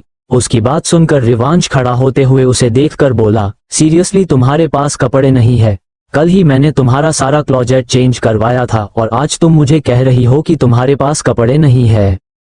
ये सुनते ही लवी रोनी सूरत बनाकर बोली, वो सब कपड़े किसी काम के नहीं है। तुम्हारे पास पैसे है इसलिए तुम उन्हें बेफिजूल में बहा रहे हो। मुझे उनमें से एक भी ड्रेस नहीं पसंद है, वो सब बेकार है। मुझे अच्छी सी साड़ी चाहिए जो कि उन ड्रेसों में नहीं थी। उसकी बात सुनकर रिवांश बिना किसी एक्सप्रेशन के बोला, रियली तुम साड़ी पहन लोगी और भी इस कंडीशन में? ये बोलते बोलते वो चुप हो गया और फिर कुछ पल रुककर सर्द आवाज में बोला, साड़ी पहनने के बारे में भूल जाओ। मैं तुम्हें साड़ी बिल्कुल भी नहीं पहनने दूंगा, क्योंकि साड़ी तुम्हारे लिए खतरे की घंटी है। अगर तुम्हारा पैर साड़ी में उलझ गया और तुम गिर। इतना बोल वो चुप हो गया और चुपचाप लवी को देखने लगा। रिवांश की अधूरी बात का मतलब लवी समझ गई थी। वो एक लंबी गहरी सांस लेते हुए बोली, मुझे साड़ी पहनना आता है एंड डोंट वरी, मैं नहीं गिरूंगी। अब जल्दी चलो वरना पार्टी के लिए लेट हो जाएंगे, और वैसे भी आज तुम्हारे मम्मा पापा आने वाले हैं तो उनके सामने मैं वेस्टर्न कपड़ों में नहीं जा सकती हूँ। तुम्हारे मम्मा पापा इंडिया से है और अगर उन्होंने मुझे वेस्टर्न कपड़ों में देखा तो फिर उनके दिल में मेरी गलत जगह बन जाएगी। ऐसा नहीं हो, इसलिए मुझे साड़ी चाहिए। ये बोलकर उसने अपना पप्पी फेस बना लिया। उसकी बात सुनकर रिवांश कुछ पल रुककर बोला, ओके फाइन, तुम्हें साड़ी चाहिए ना तो हम चलेंगे शॉपिंग, लेकिन पहले तुम प्रॉमिस करो कि तुम अपना ख्याल रखोगी, तेजी से नहीं चलोगी और मिल्खा खा बनकर इधर उधर नहीं दौड़ोगी। लवी उसे देखकर तुरंत बोली, ओके आई प्रॉमिस कि मैं ज्यादा तेज नहीं चलूंगी और अपना और बेबी का अच्छे से ख्याल रखूंगी। ये बोलकर वो मुस्कुराने लगी। उसके चेहरे की स्माइल बता रही थी कि वो अभी कितनी खुश है। लवी के चेहरे की स्माइल देखकर अनजाने में ही रिवांश के फेस पर भी स्माइल आ गई। उसने प्यार से लवी के माथे को चूमा और फिर कार का डोर ओपन करते हुए बोला, बैठो अंदर। ये बोलते हुए वो लवी को पैसेंजर सीट पर बैठने का इशारा कर रहा था। लवी मुस्कुराकर अंदर बैठ गई। लवी के अंदर बैठते ही रिवांश ने कार का डोर बंद कर दिया और फिर खुद भी दूसरी तरफ से आकर कार के अंदर बैठ गया। कुछ ही पल में उनकी कार वहां से निकल चुकी थी। दूसरी तरफ रात 8 बजे एक खूबसूरत सा होटल जिसे फेरी लाइटों और आर्टिफिशियल फूलों से खूबसूरती से सजाया हुआ था। उस होटल की रंग बिरंगी रोशनी कई दूर के अंधेरे को चीरते हुए अपनी रोशनी फैला रही थी। इसी होटल के गार्डन में लोगों की भीड़ लगी हुई थी। पूरे गार्डन की साफ सफाई करके उसके पेड़ों को ऊपर से थोड़ा थोड़ा काटकर उन्हें भी फेरी लाइटों से सजाया हुआ था, जिससे वहां का माहौल बेहद खूबसूरत लग रहा था। गार्डन के बीच में बड़ा सा स्टेज लगाया गया था जिस पर रंग बिरंगी लाइटें सेंटर में पड़ रही थी। मीडिया और लंदन की रिच फैमिली के लोगों से पूरे गार्डन में लोग ही लोग नजर आ रहे थे। स्टेज से नीचे रॉयल सोफे लगाए गए थे और बाकी पूरे गार्डन में एक्सपेंसिव चेयर जिन पर व्हाइट एंड रेड कर्टन्स बिछाए हुए थे, वे लोगों के बैठने के लिए चारों तरफ रखी हुई थी। सामने लगे सोफे पर आग्नेय अपने एक पैर पर दूसरा पैर चढ़ाए किसी किंग की तरफ बैठा अपना फोन स्क्रॉल कर रहा था। उसने इस वक्त रॉयल ब्लू कलर का एक्सपेंसिव 3 पीस सूट पहना था। हमेशा की तरह चेहरे के कोल्ड एक्सप्रेशन, एड्रोबल बॉडी और उस पर वो रॉयल ब्लू कलर का शूट उसे किलर लुक दे रहा था। वहां आई हुई रिच फैमिली की कई बेटियों की नजरें आग्नेय पर टिकी हुई थी, जिसने उन सब पर अपनी एक नजर भी नहीं डाली थी। कई लड़कियां जो सिर्फ पार्टी में सज संवर कर इसलिए आई थी ताकि आग्नेय उन्हें एक नजर देख ले, लेकिन ऐसा कुछ नहीं हुआ। आग्नेय जब से यहाँ आया था तभी से उसका सारा ध्यान अपने फोन में था। वो अपने फोन में नजरें गड़ाए बिना किसी एक्सप्रेशन के बैठा हुआ था। दूर खड़ी एक लड़की जिसकी नजरें आग्नेय पर टिकी हुई थी, उसकी नजरें ऊपर से नीचे तक आग्नेय की बॉडी को स्कैन कर रही थी। उसकी नजरों में कुछ तो था जिससे उसके देखने का एहसास दूर बैठे आग्नेय को भी हो रहा था। आग्नेय को अपने ऊपर उस लड़की की नजरों की तपिश महसूस हो रही थी, लेकिन फिर भी उसने नजरें उठा उस लड़की को देखने की जरूरत नहीं की थी। वो लड़की जिसने वाइन कलर की शॉर्ट थाई तक की ड्रेस पहनी हुई थी, उसकी ड्रेस का आगे का गला काफी डीप था जिससे उसके क्लीवेज तक का हिस्सा साफ नजर आ रहा था, और पीछे से उसकी ड्रेस बैकलेस थी जिस कारण सबको उसकी गोरी पीठ नजर आ रही थी। उसने अपने हाथ में वाइन का ग्लास पकड़ा हुआ था जिसका शिप लेते हुए वो एकटक आग्नेय को देख रही थी। तभी अचानक उस लड़की के चेहरे पर अजीब सी स्माइल आ गई। अगले ही पल उसने अपने कदम आग्नेय की तरफ बढ़ा दिए। वो अपनी कमर को मटकाते हुए बड़ी अदा के साथ चलते हुए आग्नेय के पास आकर रुकी और फिर उसकी तरफ देखकर मुस्कुरा कर बोली, हेलो मिस्टर वालिया। किसी लड़की की आवाज सुनकर आग्नेय ने सर उठा उस लड़की की तरफ देखा और उसे देखकर वो एक पल के लिए शॉक रह गया। अगले ही पल वो सोफे से खड़ा होते हुए बोला, तुम यहाँ क्या कर रही हो? ये बोलते हुए उसने चारों तरफ देखा। सब अपने काम में लगे हुए थे, किसी का भी ध्यान उस पर नहीं था, जिसे देखकर आग्नेय ने एक राहत की सांस ली। अगले ही पल आग्नेय ने उस लड़की की बाजुओं को कस के अपनी उंगलियों में पकड़ा और उसे खींचते हुए अपने साथ दूसरी तरफ ले गया। वो लड़की तेज कदमों से आग्नेय के साथ खींचती हुई चली जा रही थी। उसकी नजरें आग्नेय पर टिकी हुई थी। आग्नेय उसे खींचते हुए होटल के अंदर ले आया और अगले ही पल उस लड़की का हाथ झटके से छोड़कर उसे वॉल से लगा दिया और गुस्से से उसे देखते हुए बोला, काशवी तुम यहाँ क्या कर रही हो? तुम्हें यहाँ आने को किसने कहा? कौन है काशवी और आग्नेय उसे कैसे जानता है? क्या होगा पार्टी में? इस एपिसोड को समझने के लिए पीछे का एपिसोड जरूर सुनने और इसी तरह की और भी रोमांचक स्टोरी को सुनने के लिए हमारे चैनल एसएस एक्सप्लेनर को लाइक और सब्सक्राइब कर लें। अब एपिसोड में आगे हुए बोला, काशवी तुम यहाँ क्या कर रही हो? तुम्हें यहाँ आने को किसने कहा? उसका सवाल सुनकर काशवी ने मुस्कुराते हुए आग्नेय के गले में अपनी बाहें डाली और बोली, मैं यहाँ क्या कर रही हूँ? इसका जवाब मुझसे ज्यादा तुम अच्छे से जानते हो आग्नेय। मैं जब भी तुमसे मिलने आई हूँ तो ऑफकोर्स हमारे बीच में कुछ हुआ है और आज भी मैं वही सब एंजॉय करने के लिए तुम्हारे पास आई हूँ। पिछले 2-3 महीने से तुम नहीं आए तो मैंने सोचा क्यों ना मैं ही तुमसे मिलने आ जाती हूँ। ये बोलकर वो अपनी उंगलियों को सिडक्टिव तरीके से आग्नेय के होंठों पर फिरा रही थी। उसकी इस हरकत पर आग्नेय का चेहरा सर्द हो गया। उसने तुरंत काशवी के हाथ को अपने चेहरे से झटका और उसका गला पकड़ते हुए सर्द में आवाज में बोला, अपनी औकात में रहो काशवी, रहे जा, वरना मुझे लोगों को उनकी औकात दिखाना अच्छे से आता है। ये बोलते हुए उसकी पकड़ काशवी के गले पर कसती जा रही थी। उसकी पकड़ काशवी के गले पर इतनी मजबूत थी कि काशवी के पैर हल्के से ऊपर उठ गए और आग्नेय की उंगलियों के निशान उसके गले पर छप गए थे। काशवी ने जल्दी से अपने दोनों हाथों से आग्नेय का हाथ पकड़ लिया और दबी हुई सी आवाज में बोली, आग्नेय क्या कर रहे हो? छोड़ो मुझे प्लीज, मुझे सांस नहीं आ रही है। ये बात उसने बड़ी मुश्किल से बोली थी क्योंकि आग्नेय की तेज पकड़ उसके गले पर होने की वजह से वो ठीक से बोल नहीं पा रही थी और उसे सांस लेने में भी तकलीफ हो रही थी। काशवी की बात सुनकर और उसका लाल पड़ चुका देखकर आग्नेय ने झटके से उसके गले को छोड़ दिया। इधर इसी होटल की लिफ्ट के पास खड़ी माया सामने आग्नेय और काशवी को देख रही थी। माया ने अपने हाथ में एक फाइल पकड़ी हुई थी और उसने 3-पीस सूट पहना हुआ था। बालों की पोनीटेल बनाए हुए वो एक बिजनेस वूमेन लग रही थी। वो अभी अभी लिफ्ट से बाहर आई थी और बाहर निकलते ही उसकी नजरें सीधा आग्नेय और काशवी पर पड़ी, जिन्हें देखकर उसके कदम वही रुक गए थे। माया चुपचाप खड़ी आग्नेय और काशवी को देख रही थी। आग्नेय की पीठ माया की तरफ थी और काशवी का चेहरा माया को साफ दिख रहा था। लिफ्ट जस्ट आग्नेय के पीछे कुछ दूर थी। आग्नेय के छोड़ते ही काशवी घुटनों के बल फ्लो पर जा गिरी। वो अपने गले पर हाथ रखकर जोर से खांसने लगी। आग्नेय चुपचाप खड़ा काशवी को खांसते हुए देख रहा था। तभी आग्नेय पंजों के बल काशवी के पास नीचे बैठा और हल्का सा उसके चेहरे पर झुककर बोला, मेरे बेड पर तुम तब तक थी जब तक मेरी लाइफ में कोई और नहीं था, लेकिन अब मेरी लाइफ में वो लड़की आ चुकी है जिसके अलावा किसी और के करीब जाने का ख्वाब भी मुझे गवारा नहीं है। फिर रियलिटी में तुमने कैसे सोच लिया कि मैं तुम जैसी लड़की के करीब आऊंगा? अगर इतनी ही अपने जिस्म में गर्मी चढ़ी हुई है तो जस्ट टेल मी, मेरे बॉडीगार्ड तुम्हारी गर्मी को अच्छे से शांत कर देंगे। ये बोलकर वो अजीब तरह से मुस्कुरा दिया। उसकी बात सुनकर काशवी का चेहरा गुस्से से कांपने लगा। उसने अपने हाथ की कस के मुट्ठी बंद कर ली थी।